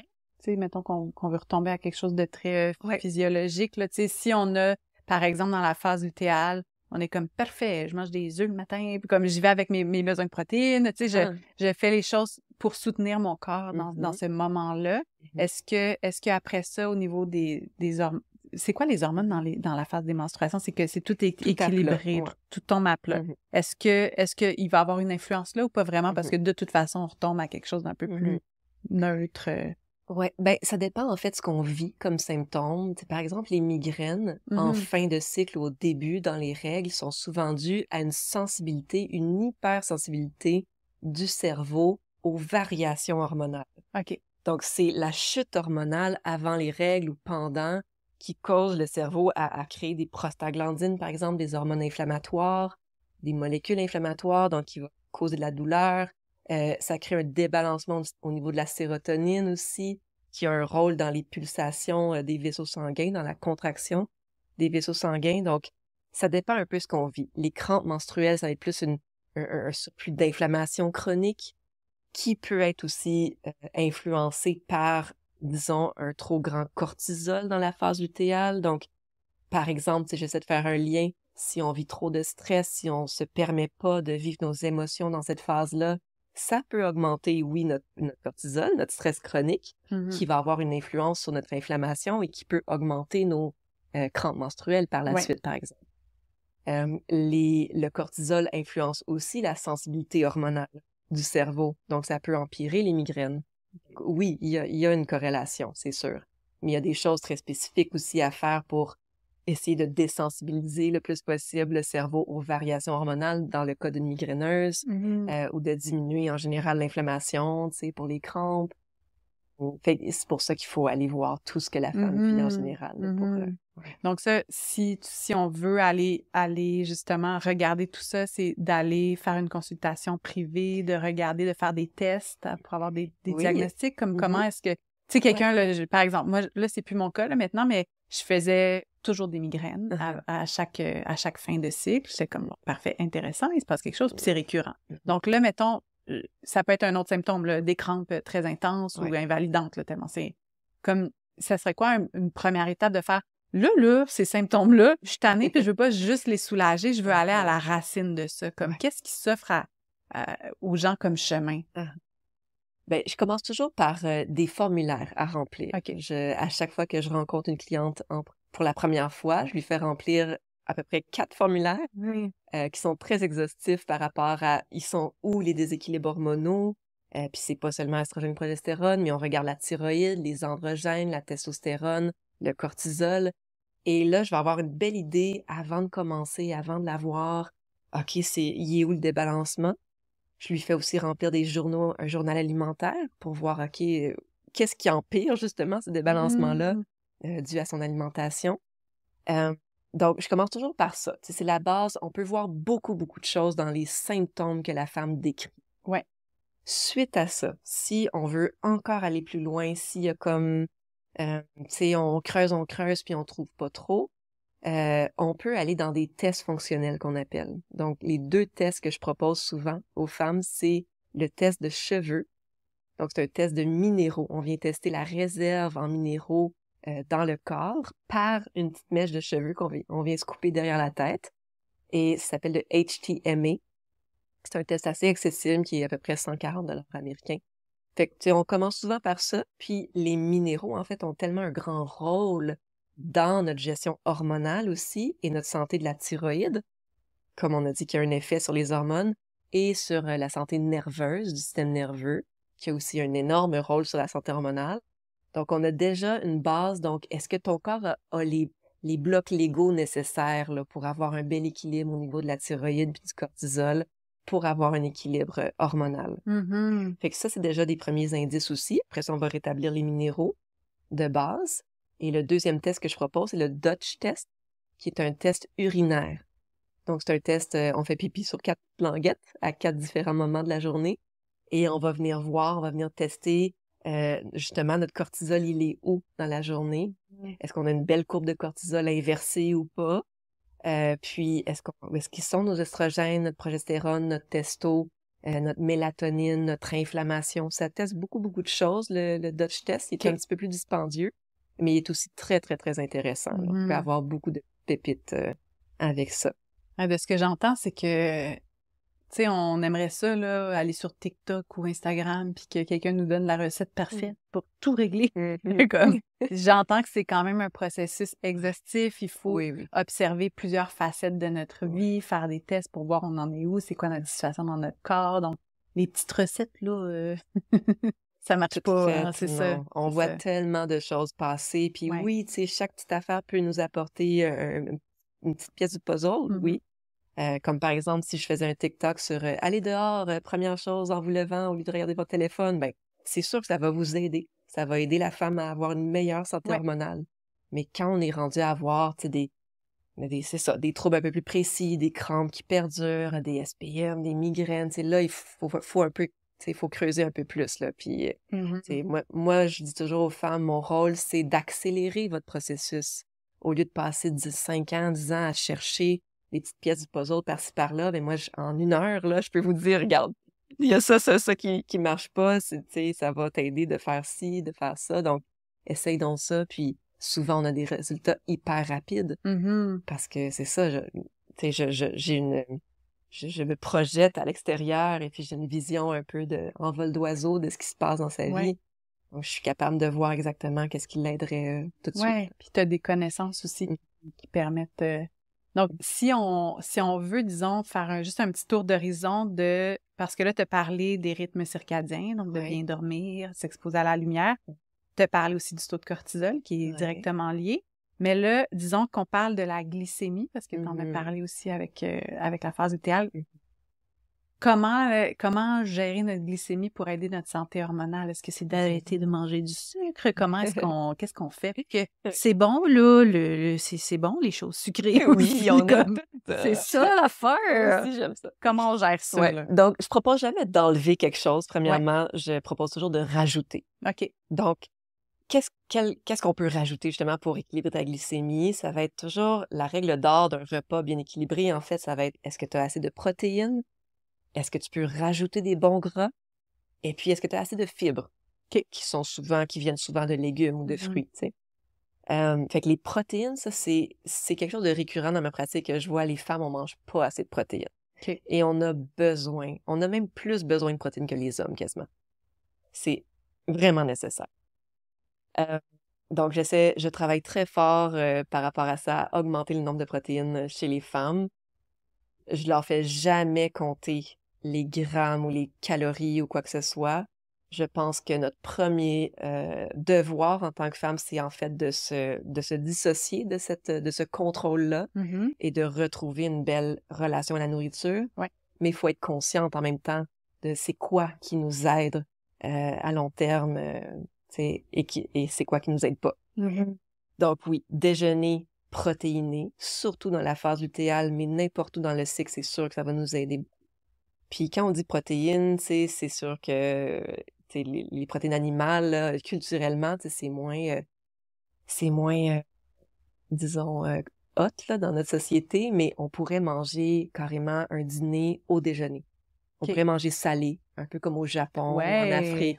Ils mangent de la viande avec du riz, du quinoa, des grains, du sorgho. On pourrait manger un genre de repas, dîner, souper, là, au déjeuner. Ça serait l'idéal pour notre glycémie. Plus qu'un bol de céréales. Transformé et tout. Ou des œufs, comme tu as mentionné tantôt, des saucisses, vraiment. Fait que c'est comme un retour un peu à la nutrition un peu ancestrale. D'il y a 200 ans, de nos arrière-grands-parents, quand il n'y avait pas justement tous ces produits transformés-là que notre corps reconnaît plus du tout et qui nous causent tellement de soucis de santé. Donc, des protéines le matin. Protéines le matin et à chaque repas. Juste pour dire un chiffre, là, on aimerait ça avoir un petit 30 grammes à chaque repas. Donc, ça nous donnerait un 90 grammes en tout dans la journée. Pour les gens, là, pour qu'il y ait des grammes, moi, j'ai juste mesuré ça quand je consommais du pot. Je suis comme 5 grammes. Ça ferait beaucoup 30 grammes. Je suis comme, OK. Désolée. J'ai pas souvent de petites balances sur mon comptoir. Fait que c'est comme une paume de main. Oui, c'est ça qu'on va dire, la paume de la main, là, mais une bonne poitrine de poulet, ça va être un 30 grammes. C'est 30 grammes. Ah, quand même. Ça, à chaque repas? Oui. OK. 30 grammes, là, au niveau des œufs, c'est quand même beaucoup. C'est pour ça qu'il n'y a pas beaucoup de femmes qui l'ont. Ça correspond à 5 œufs. Oh boy, je suis loin du compte. Il n'y a pas grand monde qui consomme ça. Wow. Puis je vous dis pas de prendre 5 œufs le matin, mais s'il peut avoir, disons, 2-3 œufs avec une autre protéine à côté pour varier. Oui, parce qu'on aime ça, les œufs, maman, nous, on fait le tour de la texture. Ça fait, c'est pas mal, là. Oui. Donc, mais ça se mange peut-être mieux en omelette ou en espèce de ou de venir acheter du fromage, peut-être, ou comme... Oui, je compte jamais le fromage ou les noix, les graines comme source de protéines comme telle. Ça va être une bonne source de cholestérol, de bons gras. Et le cholestérol, oui, on en a besoin parce que c'est la base de nos hormones. Ouais. Hein? Nos hormones sont faites à partir de protéines et de cholestérol. Donc, on doit, puis c'est souvent les deux choses que les femmes mangent le moins. Ben oui. fait. Ben là, ça a été démonisé, le cholestérol. Là, on est comme, oh, sans cholestérol, c'est meilleur. C'est ça. Donc, Ouais. c'est des grands paradigmes qu'il faut complètement Ouais. virer de bord. Avec l'avenue de M. Kellogg's, là, qui a promu ces céréales du matin en 1950, etc. Depuis ce temps-là, il n'y a jamais eu autant de maladies cardiovasculaires puis de diabète. Donc, il faut se rendre à l'évidence que c'est pas ça, là, Oui, qui nous rend l'habitude des santé, là. céréales du matin, là, c'était Non, pour non. enrichir un monsieur. Là, on Exact. va arrêter C'est d'en manger. politique. Ouais. Puis, quand j'étais à la maîtrise en nutrition, ils nous l'ont dit, le guide alimentaire, c'est une question économique et politique. Mhm. C'est comme ça qu'il a été fondé. C'est pas pour la santé du petit Canadien et Canadienne. Là. Ouais. Alors, il faut prendre ça en considération. C'est très lobby. Il y a beaucoup de lobby derrière ce qu'on dit. Mhm. C'est important de sortir de ça. C'est un autre sujet. On pourrait... pour une autre Mais fois. on entend. Ouais. Puis, lié à tout ça, il y a le foie, le microbiote aussi, parce que c'est lié à la digestion. Comment est-ce que donc, on s'empêche pas nécessairement de manger des choses qui sont sucrées. On vient rajouter protéines, bon gras et fibres. Regarde, ça vient encercler tout ça. Mais là, après aussi, comment est-ce qu'on peut prendre soin de notre microbiote puis de notre foie? Puis c'est quoi le rôle que notre microbiote et notre foie jouent sur nos hormones? Ouh là là! Ouais, c'est gros, hein? C'est ça. Ouais. Fait en gros, en fait, pour résumer, là, c'est que le foie s'occupe de la gestion du métabolisme des oestrogènes. OK. En gros. C'est lui qui va décider, est-ce que je transforme les oestrogènes que je reçois, donc endogènes et exogènes, donc que j'ai à l'intérieur ou de l'extérieur de l'environnement, en oestrogènes toxiques ou, bon, en protecteur. OK. Parce qu'on a plusieurs types d'oestrogènes. Donc, un foie qui fonctionne mal, un foie qui est engorgé, et Dieu sait que nos foies ont beaucoup de misère dans notre société aujourd'hui, il va mal faire cette transformation-là. Donc, on veut vraiment prendre soin de notre foie pour justement que les phases de détoxification des oestrogènes se fassent bien. Et ça, c'est en mangeant nos choux, par exemple, hein, la famille des brocolis, du chou rouge, chou vert. Mais c'est le sulforaphane qu'on vient chercher là-dedans. Ça, c'est une molécule dans le chou? Oui, exact. Okay. C'est une molécule dans le chou qui est très antioxydante, que M. Béliveau, là, la nutrition contre le cancer, là, a beaucoup popularisé. C'est anti-cancer, comme il dit, mais pour les femmes, ça fait une fonction de plus. Pour les hommes aussi, en fait, ça détoxifie nos oestrogènes. Donc, ça empêche le corps de transformer nos oestrogènes en oestrogènes cancérigènes, proliférateurs, qui vont mener vers la voie des cancers, des kystes, des fibrons, en voie d'oestrogènes protecteurs, justement, qui nous protègent des cancers. Puis, souvent, quand on parle de dominance en oestrogènes, justement, c'est ça qui compte les SPM, tout ça, on voit beaucoup ça sur les réseaux, là, t'es en dominance d'oestrogènes. Mais c'est pas qu'on fait trop d'oestrogènes, c'est qu'on a trop d'oestrogènes toxiques par rapport aux oestrogènes protecteurs. OK. Fait que ça se passe dans le foie, ça. C'est la phase 1 de détoxification qu'on appelle. OK. Puis ça, ben, le grand gagnant là, qui va nous aider justement à faire la bonne conversion, c'est justement le sulforaphane. Et il y en a le plus dans les brocolis, mais surtout les pousses de brocolis.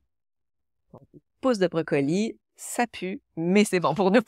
Ouais, vraiment, ça sent vraiment le chou. Fait que tu mets ça dans quoi, tes pousses de brocolis? Deux petites fourchettes, là, soit juste de même, par-dessus n'importe quoi, ou en bouchée. 2 petites fourchettes, là, tu sais, dans le sandwich ou sur la salade, ou peu importe, tu sais, à côté. Mais ça pourrait être un petit à côté très, très bénéfique pour nous. Des pousses de brocolis. Des pousses de brocolis. On peut les faire chez nous, les faire pousser chez nous. Ouais. On peut les acheter aussi. Fait que ça, c'est un bon ami de la femme. Puis le chou, là, on dirait que, ben, j'avais entendu ça, mais on dirait que tu m'étonnes. On dirait que c'est comme un aliment un peu old school, qu'on ne sait pas trop comment le cuisiner, mais en même temps, il fait partie de plein de cultures, là. Je mange du kimchi tous les jours. J'adore ça. Excellent. Mais ouais, comment ça se fait que le chou, on dirait que, je sais pas, on dirait que c'est genre un vieux légume de l'ancien temps. Là, d'un coup, on est comme, c'est précieux, le chou. Ben, c'est un bon vieux légume québécois, hein? Ouais, pas cher, de chez nous. C'est peut-être pour ça qu'on l'a snobé. Justement, exact, comme la patate, tu sais. Ouais. La patate, la carotte, le panais. C'est un peu des légumes qu'on considère un peu plates, tu sais, oubliés. La betterave aussi, il n'y a pas grand monde qui aime ça, mais c'est vraiment des très, très bons légumes pour notre santé hormonale, les femmes. Donc, on gagnerait à les inclure. Puis, tu as mentionné kimchi. J'allais dire, tu sais, kimchi choucroute. Ça aussi, c'est excellent. Ça va venir aider le corps aussi à détoxifier les oestrogènes. Mais plus au niveau, mais oui, au niveau du foie, mais au niveau aussi des intestins. OK. Parce que ça va venir apporter les prébiotiques et les probiotiques pour que les bonnes bactéries de l'intestin, qu'on appelle l'estrobolome, c'est une famille de bactéries qui s'occupent que le corps ne réabsorbe pas les oestrogènes dans le corps toxiques, donc que ça s'en aille dans les selles quotidiennement, au lieu de les réabsorber et de là nous rendre en dominance d'oestrogènes et de causer des SPM, etc. Tu as dit le mot détox, OK?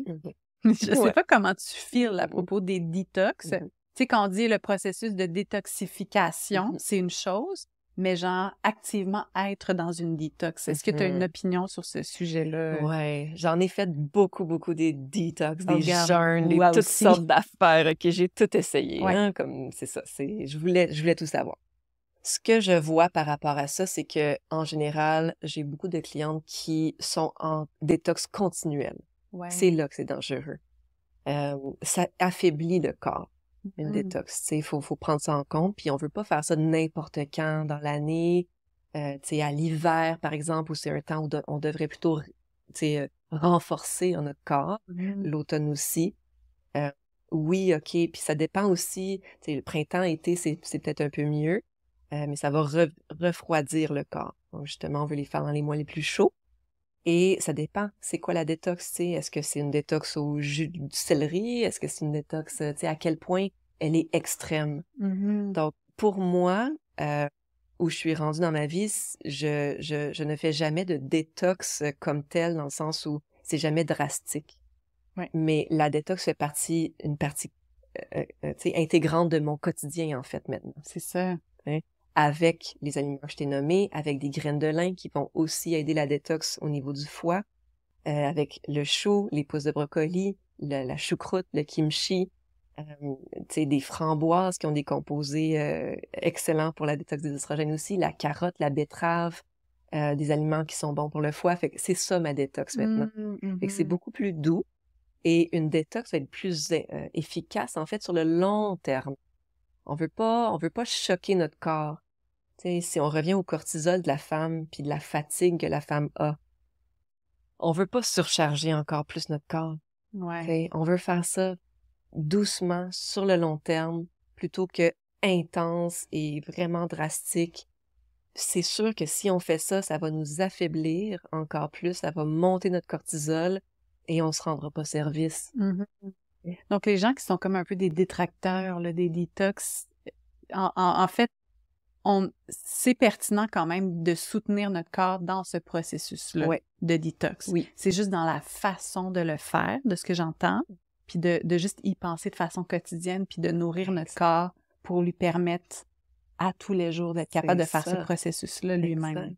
C'est un peu de sortir aussi des mentalités, des diètes, oui, mais de aussi, tu sais, la semaine, je prends soin de moi, la fin de semaine, je me laisse aller. Ouais. C'est un peu ça, tu sais, c'est de trouver un plus d'équilibre dans la vie. Tu sais, l'équilibre est parfait et jamais là, mais d'être un peu plus tempéré par rapport à ça. Puis ça fait partie, d'après moi, de trouver une belle relation à la nourriture. Parce que sinon, on sent toujours qu'on se punit en mangeant bien. Ouais. Tu sais, puis on se récompense dans le fast-food. Fait que, tu sais, il faut comme un petit peu inverser les mentalités. Ça fait partie de notre processus. Donc, dans toi, ton approche, t'es pas nécessairement très prescriptive, tu sais, de qu'est-ce qu'il faut manger, pas manger. Non, c'est ça. Je vais informer. Je vais comment, tu sais, là, on parle d'informations, tu sais, qui sont importantes à savoir. Je veux que les femmes soient autonomes, ultimement. Je veux qu'elles fassent leurs décisions par elles-mêmes, puis je veux qu'elles comprennent, justement, c'est quoi les besoins de leur corps. Par exemple, ma phase lutéale s'en vient, justement. OK, je vais miser encore plus sur mes protéines, sur ma glycémie, sur, tu sais, sur mon système nerveux. Je vais me supporter comme ça. Donc, quand on connaît les grandes lignes après ça, on peut vraiment plus se supporter au quotidien, puis tout est beaucoup plus doux. Puis le jeûne intermittent, tu m'as dit tout à l'heure Mhm. que la phase lutéale, c'est pas le moment de faire du jeûne intermittent, mais est-ce qu'il y a des phases où c'est bon pour Mhm. les femmes de faire le jeûne intermittent? Oui, tout à fait. Fait que le corps a vraiment une meilleure glycémie. Là, c'est beaucoup plus facile de la gérer au niveau de l'ovulation, quand les OK. oestrogènes sont plus élevés. Donc là, c'est un excellent temps pour faire un jeûne intermittent. Tu sais, quand on parle de jeûne, souvent, c'est juste que c'est trop long. Souvent, tu sais, les femmes vont vraiment étirer la fenêtre le plus Ouais. longtemps possible. Fait que ça, c'est, tu sais, Petite notion de pas aller. performance, là. Comme Exactement. jusqu'où je vais aller C'est en ça. jeûne, Tu sais, ouais. on veut juste pas que ça monte notre cortisol. OK. Parce que le jeûne va monter notre cortisol. Ouais. Puis on est Un déjà stress. surchargé, c'est ça. Ouais, c'est ça. Donc, pour l'homme, ça va pas avoir un impact négatif sur sa testo. C'est même positif.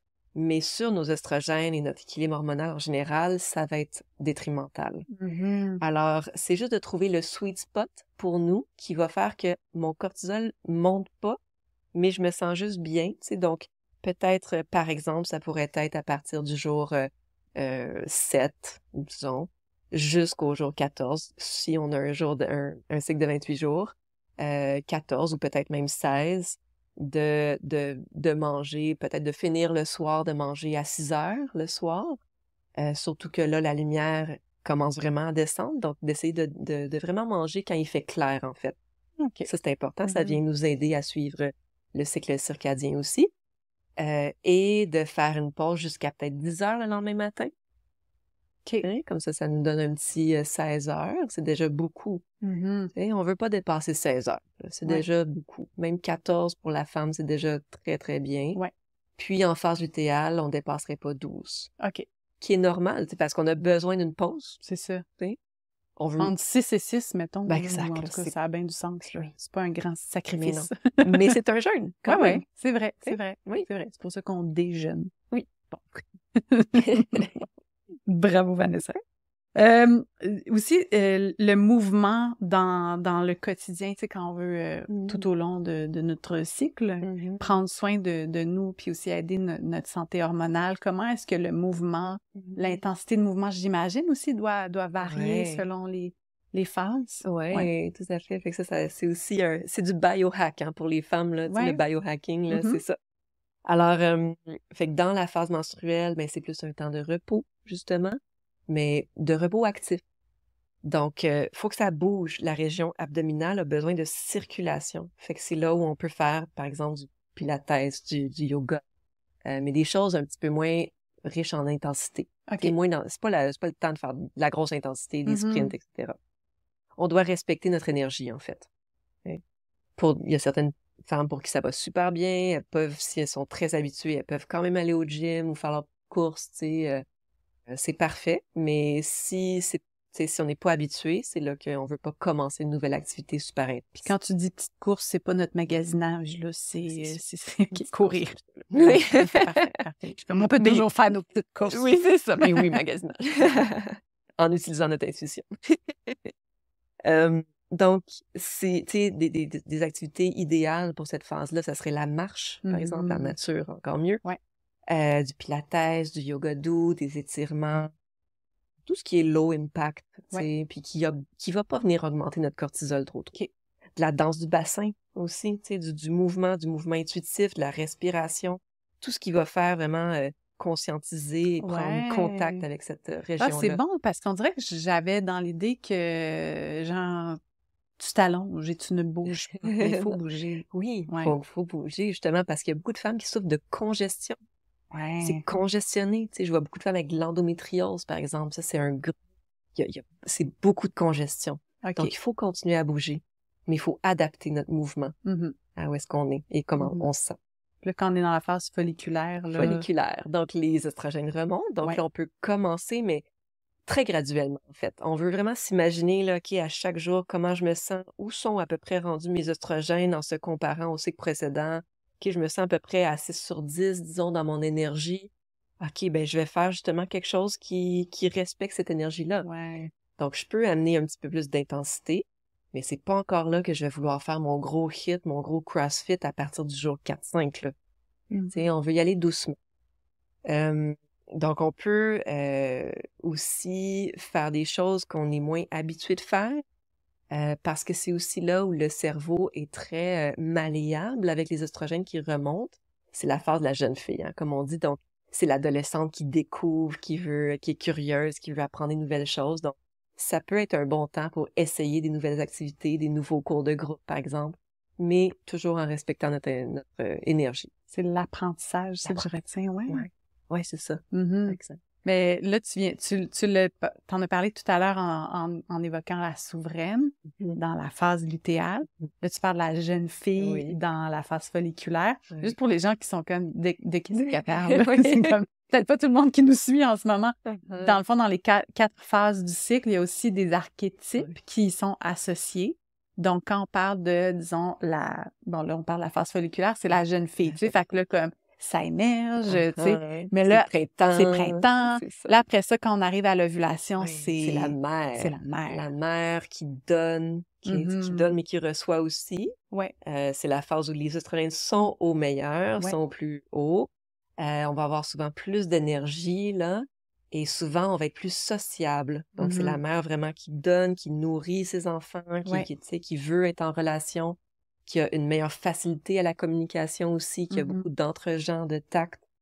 Alors oui, c'est une belle phase, souvent, pour la plupart des femmes, mais là, encore là, c'est des généralités. Hein? C'est pas toutes les femmes qui se sentent comme ça. Non. Je tiens vraiment à le préciser parce qu'on peut se sentir un peu exclu, là, tu sais.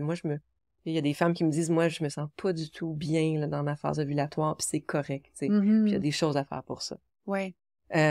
Mais en général, c'est ça, c'est la mère. Et là, c'est là où on peut mettre un peu plus d'intensité. Donc, un petit peu plus de sprint, de hit, de crossfit, si on aime ça. Puis encore là, c'est pas obligé. C'est si c'est dans notre pratique, si on aime ça, si ça nous fait du bien, on n'a si pas ça correspond. Besoin d'aller le faire parce que c'est... Parce que je suis supposée, tu sais, de bouger plus, de mettre plus d'intensité. Non. Si t'as un enfant, 2 enfants, 3 enfants, tu sais, parce qu'un enfant, c'est déjà beaucoup d'aide, tu sais, on le sait, là, que c'est quand même... puis notre système nerveux est déjà surchargé, on veut pas aller faire du fit, par exemple, tu sais. Fait qu'on doit respecter où est-ce qu'on est dans la vie en ce moment, comment on se sent, où est-ce qu'il y a notre niveau de stress, qu'est-ce qu'on vit en général.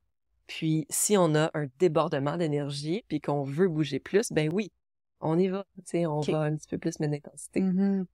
J'aimerais t'amener sur un autre sujet, là, on bouge... Qu'est-ce que, tu sais, on parlait des dérèglements hormonaux, il y a des choses qu'on peut faire nous-mêmes, mais il y a aussi toute la question des perturbateurs endocriniens qui, moi, commence à émerger. Ben, je veux dire, c'est dans ma conscience depuis un moment, mais on dirait que là, je comprends de plus en plus qu'il y a un impact sur nos hormones, puis on le voit, puis je suis consciente qu'on peut pas les éviter partout, mais est-ce que tu peux juste rapidement nous expliquer comment est-ce que les perturbateurs endocriniens peuvent avoir un impact sur nous, tu sais, puis comme concrètement, qu'est-ce que ça peut avoir comme impact, puis grosso modo, ça se trouve dans quoi, là, les perturbateurs endocriniens, mettons. Donc, les perturbateurs endocriniens, qu'on appelle aussi xénoœstrogènes, oestrogènes étrangers, dans le fond, c'est des imitateurs d'hormones. Donc, ils imitent les hormones et ils viennent s'installer dans les mêmes récepteurs à hormones dans notre corps. Ils prennent la place de nos vraies hormones.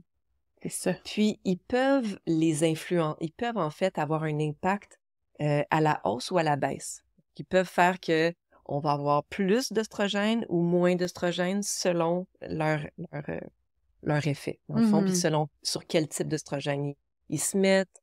Fait que c'est ça, c'est un peu complexe, mais en gros, il y en a partout. Puis c'est relativement nouveau aussi. C'est ça qu'on doit garder en tête. C'est nouveau pour notre corps, ça. Depuis les années 50, il y a eu, je pense, 100 000 de nouvelles molécules qui ont été créées. Oui. Tu sais, dans l'environnement, dans l'industrie, du vêtement, de partout, des textiles, de partout, des produits cosmétiques, tu sais.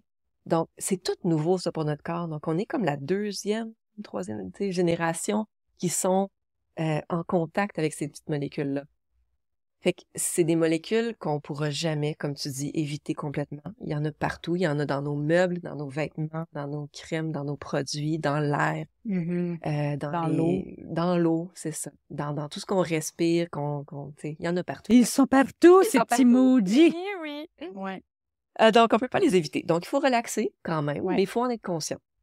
Puis il faut voir, OK, où est-ce que je pourrais quand même les éviter le plus possible, dans ma maison au moins, hein? Ouais. Fait que premièrement, parce que la femme, à chaque matin, si elle ne prend pas conscience de ça et si elle utilise des produits de pharmacie, par exemple, elle se met sur le corps à peu près 126 molécules de xénoestrogènes toxiques qui vont perturber son métabolisme hormonal à la longue. Donc, 126 petites molécules qu'on pourrait facilement, en fait, éviter en choisissant des produits qui sont plus naturels, bio, qui ont pas de... Tu sais, si on veut les nommer, là, leur petit nom, ce serait les BPA, qui sont, tu sais, dans les plastiques en général. Et en passant, même les plastiques où c'est écrit sans BPA, ça contient d'autres sortes de BP, de bisphénol. Donc, il peut y avoir des BPC, des BPB, tu sais. Fait qu'il y en a d'autres. Fait qu'on veut même éviter... Oh ouais, c'est comme devenu l'affaire à mode. Là, les gens qui font du plastique sont comme, garde, on va dire sans BPA. Pour ça va rassurer le monde. Mais toujours est-il qu'il y en a. Il y en a pareil, tu sais, qui ont un effet peut-être moindre que les BPA, mais quand même. Ça reste du plastique. Ça reste du qui plastique. libère des molécules. Ouais. Fait qu'on veut vraiment éviter, en fait, de chauffer ou de réfrigérer les plastiques, comme les Tupperware, tous vos Tupperware, là, on met pas ça au lave-vaisselle, on met pas ça au frigo parce que le froid et le chaud va venir libérer les petites molécules de plastique qui s'en viennent après ça. Oui, donc beaucoup dans les emballages plastiques de la nourriture. Le café qu'on achète au café, tu sais, avec le cup de plastique ou le revêtement cireux à l'intérieur, tout ça, ça a des perturbateurs endocriniens, c'est sûr. Donc, quand on achète quelque chose aussi, quelque chose à emporter, là, disons-le, tu sais, parce que ça arrive à tout le monde, hein, mais moi, là, j'achète des choses pour emporter rapide, tu sais. Idéalement, ça serait de transférer ces aliments-là le plus rapidement possible dans des contenants en verre, par exemple, si on va les garder. Tu sais, puis je dis pas que je fais ça non plus à la maison, mais idéalement, ce serait ça de, par exemple, quand on achète nos petites fèves vertes là, dans le contenant de sirop mousse, ça serait de rendu chez nous de les transférer dans un contenant. Les libérer de cette emprise de plastique. Non, mais c'est un sujet quand même qui est intense parce que quand on prend conscience des perturbateurs endocriniens, des effets que ça a, parce que bon, c'est des petits maudits, ils se déguisent, c'est comme, là, puis là, notre corps comprend plus rien, fait que là, c'est comme, on vient perturber. Là, quand on prend conscience qu'il y en a un peu partout maintenant, qui sont un peu inévitables, là, tu sais, aussi ça, c'est important, comme tu dis, respirons. C'est juste de voir où est-ce qu'on peut peut-être diminuer notre exposition à ceux-là. Je pense beaucoup aux cosmétiques parce qu'on fait souvent pas le lien que la peau, c'est un des organes qui absorbe le plus. On en a beaucoup. Donc, ce qu'on met dessus, oui, des fois, ça peut avoir comme une fonction esthétique, mais il faut se rappeler que c'est un organe de notre corps. Fait que si on fait attention à ce qu'on mange, c'est aussi penser à qu'est-ce qu'on se met sur la peau. Même les parfums. Le parfum qu'on achète à l'abbé, là, ça c'est... Puis qu'on respire, même quand vous passez dans le magasin, vous respirez des molécules toxiques, tu sais. Donc, on veut vraiment aller aux huiles essentielles, par exemple, les crèmes, le maquillage, le savon, le déodorant, le shampoing, le revitalisant, les produits pour les cheveux. C'est ça. Faut passer au travers, là, de... Polyaon. Oui. Exact. Toute notre gamme de produits féminins. On veut vraiment regarder chaque produit. Et puis, il y a des sites pour ça, tu sais, le EWG, Environmental Working Group, qui a un super site Skin Deep, où on peut rentrer notre produit, puis il va nous dire les ingrédients. Est-ce que ça passe ou pas? Une petite pastille verte, jaune ou rouge, là, quelque chose comme ça, qu'on peut aller voir si on n'est pas certain. Mais en général, tu sais, si vous achetez un produit au Avril ou au Rachel Berry, ça passe dans le verre. Là, c'est pas mal sûr. L'application Yuka aussi, là, qui donne quand même tu sais, les ingrédients, mais aussi de savoir mais c'est quoi qui est problématique au sein de ça, parce que lire les étiquettes, c'est intense, là, quand même, là, à un moment donné. C'est genre, mon épicerie prend 6 heures, parce que je lis tous les ingrédients. Fait que des fois, juste de scanner, ils sont tannés de me voir son champ de la madame, mais là, depuis 14 heures, il rafle du 18 heures. Mais c'est juste de les scanner puis d'avoir une petite idée des fois, parce que malgré tout, il y a du greenwashing, il y a des choses avec des feuilles vertes qui nous laissent croire que on est dans un monde naturel, mais il y a comme de juste venir tranquillement, venir regarder ça, puis de faire des choix à partir de là, puis comprendre qu'il y a un impact, puis c'est quoi les perturbateurs endocriniens. Fait que des fois... Puis après ça, quand on choisit un produit, après ça, on n'a plus à y penser, là, on le rachète, puis ça va bien. Puis moi, je laisse dans mon groupe de femmes, là, tu sais, J'ai des groupes, en fait, puis c'est le genre d'outils que je leur offre. Je leur offre tous les cosmétiques que je leur suggère d'essayer, les crèmes, les produits ménagers aussi, Oui, les produits dans la cuisine, c'est ça. Comment vraiment détoxifier, si on revient à ce mot-là, notre maison des Juste à rendre perturbateurs. plus saine, Exact, puis choisir avec conscience. c'est ça. Ouais. Parce que là, le temps file, là, Oui. je veux juste revenir sur, pas revenir, mais en fait, c'est parce que tu as ouvert avec ce sujet-là, tu as parlé que ton éveil aux hormones féminines s'est passé avec ton parcours de contraception hormonale. J'ai lu, je pense que c'était sur ton site, que 50% des contraceptions hormonales sont prescrites pour des raisons qui ne sont pas de l'ordre de la contraception. Donc, c'est pas pour prévenir la conception, c'est pour gérer des symptômes liés aux hormones. Puis là, moi, quand j'ai lu ça, j'ai fait « Ah là là! » Parce que moi, ça a été ça mon histoire aussi. Puis je regarde mes amis autour de nous, c'est comme « On veut pas d'acné, nos règles nous font mal, ça nous fait chier d'être menstruées. » Tu sais, comme tout ça qui faisait en sorte qu'on était toutes sur la pilule. Mais là, de réaliser qu'il y a un impact à ce coup. C'est quoi l'impact, justement, de ce ou en tout cas d'interférer avec notre cycle hormonal. Juste qu'on prenne conscience puis qu'on fasse un choix éclairé. Je veux pas les gens qui nous écoutent puis qui prennent la pilule, qui fassent comme coudon. Mais tu sais, c'est quoi l'impact? Juste qu'on puisse prendre des décisions éclairées à partir de là. Oui, fait que c'est ça, c'est frustrant parce que on sait que, tu sais, de ce qu'on parle aujourd'hui, on pourrait régler l'acné, les crampes, tout ça avec d'autres moyens naturels, tu sais, sans la pilule. La pilule ou les autres contraceptifs hormonaux, c'est des perturbateurs endocriniens. Donc, ça va venir non seulement imiter nos propres hormones, prendre leur place, puis juste changer complètement notre petite symphonie hormonale à l'intérieur, la couper complètement en fait. On n'a plus de cycle à ce moment-là. On a 0 cycle. Les règles qu'on a, c'est des fausses règles, ce ne sont pas des vraies règles. C'est des segments de privation d'hormones synthétiques. Donc, ça vient perturber notre microbiote. Ça va venir aussi nous donner des carences. Puis, en gros, quand les femmes se mettent à avoir des migraines sur la pilule, ça vient souvent de carences que la pilule vient nous donner à long terme. OK. Donc, ça nous prive de B6, par exemple, de zinc, de toutes sortes de vitamines, en fait, que notre corps a besoin pour avoir un bel équilibre hormonal et pour ne pas avoir de symptômes. Donc, tu sais, on veut corriger nos symptômes avec une pilule, mais on vient un peu se tirer dans le pied parce que ça vient créer d'autres déséquilibres. Ouais. Donc, il y a comme tu sais, il faut vraiment savoir, ça peut être bon, la pilule, dans certains cas. Souvent, ce qu'on va dire, c'est que pas plus de 2 ans. OK. Et idéalement, après que le système hormonal a fini de maturer. Puis un système hormonal féminin, ça prend à peu près 8 ans à maturer. Puis on sait que, tu sais, comme moi ou peut-être toi, on se fait mettre sur la pilule assez rapidement quand on est ado, au début, tu sais, à 14, 15, 16 ans, tu sais. Puis on se pose pas trop de questions. Mais c'est là où, même si c'est là où on a des gros saignements, on a des crampes souvent, c'est plus difficile au début parce que le système hormonal s'ajuste. Il est comme, des gros taux d'œstrogène, je sais pas quoi faire avec ça et tout. Donc, il y a des gros symptômes que les ados vont vivre au début. Mais elles doivent passer par cette période-là. Et il y a des choses, encore une fois, qui est de l'ordre de l'alimentation ou du mode de vie qu'on peut regarder plutôt que de tout de suite mettre une pilule pour couper ce système-là. Parce que sinon, la maturation va être remise à plus tard. Quand on va arrêter la pilule à 30 ans, quand on va vouloir avoir des enfants, ben là, on va avoir un système immature encore. Donc, on va se dire, pourquoi j'ai de l'acné qui... Tu sais, puis après ça, des crampes, je les avais plus sur la pilule, là, il n'y a plus rien qui va. Wow, on dirait que tu viens de décrire ma vie. La mienne aussi. Ouais.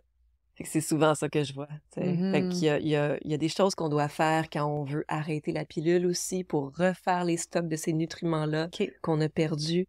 Restaurer notre microbiote aussi. Puis, tu sais, juste aider le foie, justement, à détoxifier ces oestrogènes-là. Parce que c'est des oestrogènes, des xénoestrogènes qui vont plus vers les oestrogènes, comme on parlait, toxiques, là, proliférateurs. Tu sais, c'est pas des oestrogènes protecteurs du tout, là.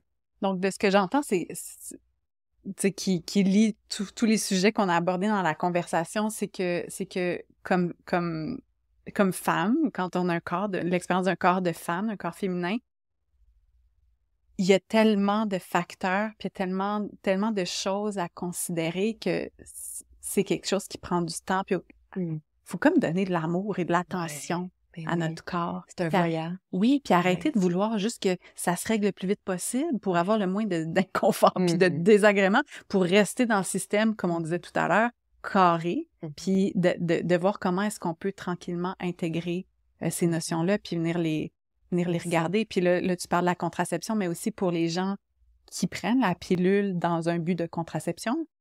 Il y a la contraception naturelle aussi, qui est une voie qui est possible. Puis je sais que tu offres des formations là-dessus, que tu es spécialisée. On va pas rentrer là-dedans parce que, bon, le temps file, comme je disais, mais il y a quelque chose quand même qui est possible d'être fait. Il y a cette croyance-là là, que, tu sais, juste l'absurdité de prendre une pilule tout le mois quand on sait que notre fenêtre de fertilité, c'est genre quelques jours, juste ça. Mais en tout cas, on va pas partir un débat là-dessus, mais déjà, c'est ça, de trouver c'est quoi les autres options pour la contraception, parce que n'empêche que c'est quand même un besoin là, qui est réel, la contraception. Et là, je voulais aussi qu'on parle rapidement du Yoni Steam, parce que c'est une pratique qui est quand même assez méconnue. Moi, j'ai été initiée à celle-ci il y a pas si longtemps, genre dans la dernière année, et la première fois que je me suis assise sur un Steam, j'ai fait « Comment ça, je savais pas ça? » C'est que... j'étais genre « Wow! » J'avais le goût là, d'en parler à tout le monde. Mais ouais, il y a quelque chose quand même là qui est puissant. Veux-tu juste...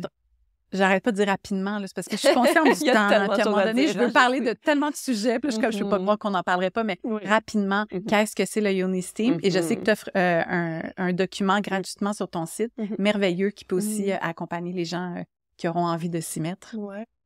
Oui, c'est une autre des pratiques ancestrales, hein, comme on disait, qui est pratiquée sur tous les continents. Donc, c'est une sagesse que les femmes ont depuis des millénaires sans se parler nécessairement, parce que ça fait des millénaires, justement, il n'y avait pas d'Internet dans ce temps-là. Les femmes pratiquent ça de façon instinctive. Puis, moi aussi, je me souviens de ma première fois. Écoute, j'en ai pleuré. Moi aussi. C'était tellement... Ça vient tellement nous chercher, hein. Je sais même pas comment l'expliquer. Tellement, moi non plus, c'est ça. C'est tellement puissant. Ça a relâché quelque chose, là. J'ai fait je peux tellement comprendre.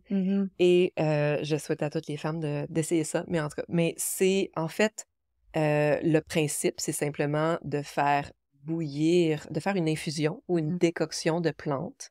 Donc sur le feu, on prend une casserole, on fait bouillir à peu près 6 tasses d'eau. Puis on rajoute les plantes qu'on veut selon la condition qu'on veut, ou des plantes calmantes. Tout est dans le document là, sur mon site qu'on peut télécharger là, pour avoir des exemples de plantes. Puis, on les fait infuser une dizaine de minutes et on va garder le couvercle après ça par-dessus pour garder la vapeur, la chaleur. Et là, il y a des bancs à Yoni Steam qui se vendent. C'est des espèces de gros tabourets en bois avec un trou. Mais on peut aussi simplement prendre... il y a des femmes, en fait, qui mettent ça dans un bol au fond du bol de toilette. Ça se fait. Puis on peut simplement s'asseoir sur le bol de toilette. Ou bien, les petits marchepieds, là, un petit peu en demi-lune. Moi, j'ai ça chez moi, puis je mets le bol dans le trou, justement, puis je peux m'asseoir sur le petit marchepied. Donc, il y a toutes sortes de techniques. Et donc, on va s'assurer non plus que ce soit pas, on soit pas trop près de la vapeur pour pas se brûler. C'est toujours ça le risque, là, on veut pas se brûler, on veut faire bien attention à ça. Je pense qu'on peut écouter notre corps, là, on le sent quand c'est un peu trop chaud. Là. Exactement. Oui, parce que c'était une grosse affaire aussi dans les médias quand ça a été, je sais pas, quand ça s'est un peu démocratisé puis qu'on en a parlé, les spécialistes étaient comme, mais on peut se brûler. Puis là, je suis comme, ben là, c'est comme on fait cuire de la nourriture, on peut se brûler, on le sait. On n'est pas tout le temps en train de se brûler les mains, là. Ben, c'est ça. C'est ça. Exact. Parenthèse fermée. Désolée. Alors, pour la première fois, en tout cas, on fait attention. Oui. On veut avoir à peu près un 10 cm entre l'eau et la yoni, qui est dans le fond notre vulve. Oui, pour les gens qui savent pas. C'est ça. Vulve. Le mot vulve. Donc, et justement, on va enlever le couvercle, puis on va vouloir mettre soit une grosse jupe ou une serviette ou une couverture autour de nous pour pas que la vapeur s'en aille trop non plus. Mettez l'ambiance que vous voulez, on peut tamiser les lumières, on peut mettre de la petite musique. Moi, je me mets tout le temps de la petite musique. Je l'ai fait un ce matin en plus, là, c'était délicieux. Là. Je regardais la montagne au loin à Sutton, c'était vraiment beau. Donc, on met l'ambiance qu'on veut, puis là, on s'assoit par-dessus la vapeur. On met la couverture et on ressent justement la chaleur, la vapeur qui vient irriguer et décontracter dans le fond les tissus de la vulve. Surtout, ça se passe vraiment au niveau extérieur, mais c'est sûr qu'il y en a, les vaisseaux sanguins communiquent avec le vagin, communiquent avec l'utérus, les ovaires. Donc, toute cette région-là va être irriguée, va avoir plus de circulation sanguine. Donc, comme on parlait tantôt de congestion, au niveau du bassin, il y a beaucoup de femmes qui ont beaucoup de congestion parce que, on est très sédentaire, on est souvent assise, on est à l'ordi, on bouge pas assez en général.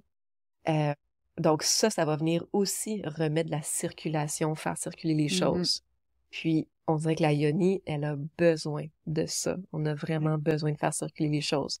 Donc, ça peut être super utile. Traditionnellement, en fait, c'est très utilisé pour le postpartum.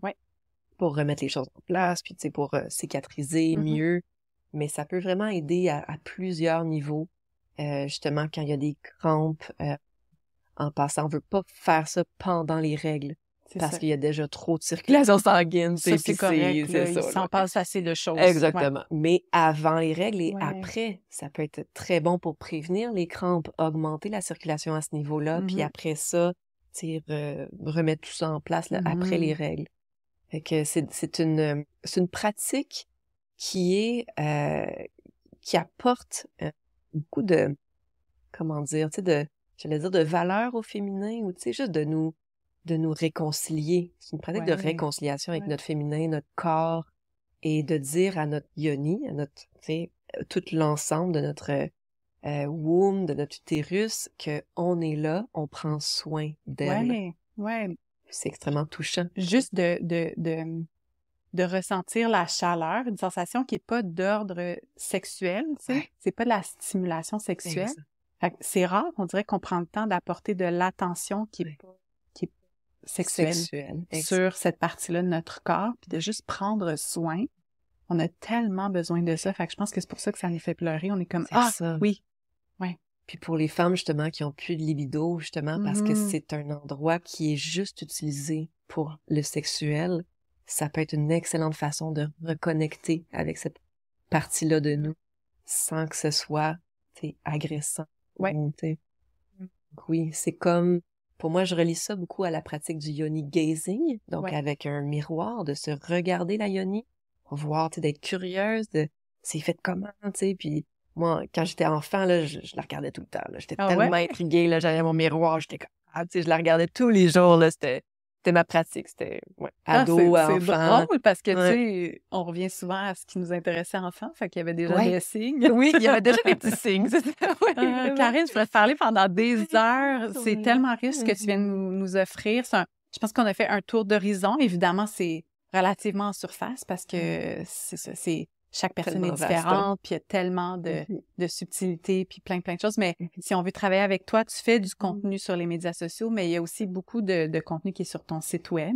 Donc, on peut travailler avec toi. Il y a des formations, il y a différentes façons on peut travailler un à un. C'est surtout du un à un que je fais. J'ai des groupes aussi, mes femmes souveraines en périménopause, en fertilité, mes créatrices, et en les troubles hormonaux, c'est mes enchanteresses. Donc ça, c'est mes 3 groupes. Je fais des lives à chaque semaine, on a bien du fun. Sinon, c'est vraiment, je fais des 1 à 1 aussi dans ces groupes-là. Puis, je suis pas très active sur les réseaux. J'aimerais beaucoup l'être beaucoup plus, en fait. J'aimerais vraiment partager plus, éduquer plus, mais je me concentre tellement sur mes clientes que il me reste moins de temps pour le reste. Puis sinon, j'ai beaucoup de formations aussi qui s'en viennent. J'en ai juste une en ce moment sur mon site qui est la contraception naturelle. Comme tu as dit, pour être vraiment 100% autonome dans la gestion de notre fertilité en tant que femme. Donc, c'est une super formation. Mais il y en a plein d'autres qui sont terminées à 95%, je te dirais, puis qui s'en viennent.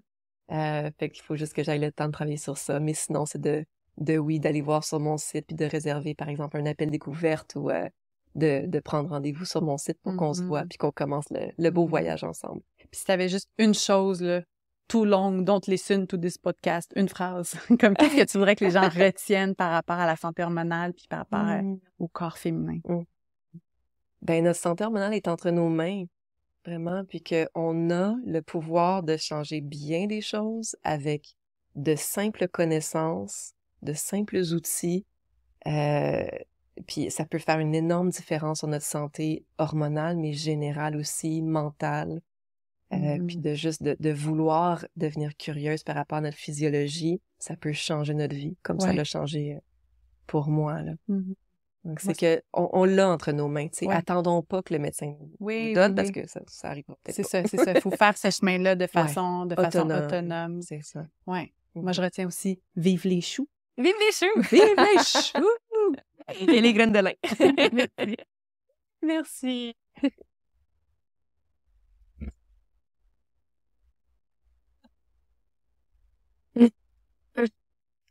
Wow! Vous êtes encore là? Soit que vous tripez ou sinon ça veut dire que vous vous êtes endormi, mais dans tous les cas, laissez-moi vous dire merci aux gens qui sont encore à l'écoute, qui se sont rendus jusqu'au bout. Si vous avez aimé cet épisode, je vous invite à vous inscrire à mon infolettre pour être au courant de tout ce qui s'en vient pour le balado, mais aussi pour le fameux projet Pissenlit. Le lien pour s'inscrire à l'infolettre va être dans les notes de l'émission.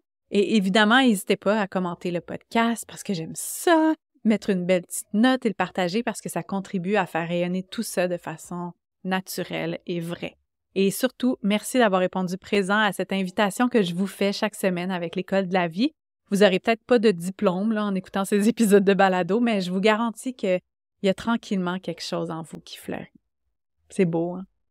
Mais ça que c'est beau.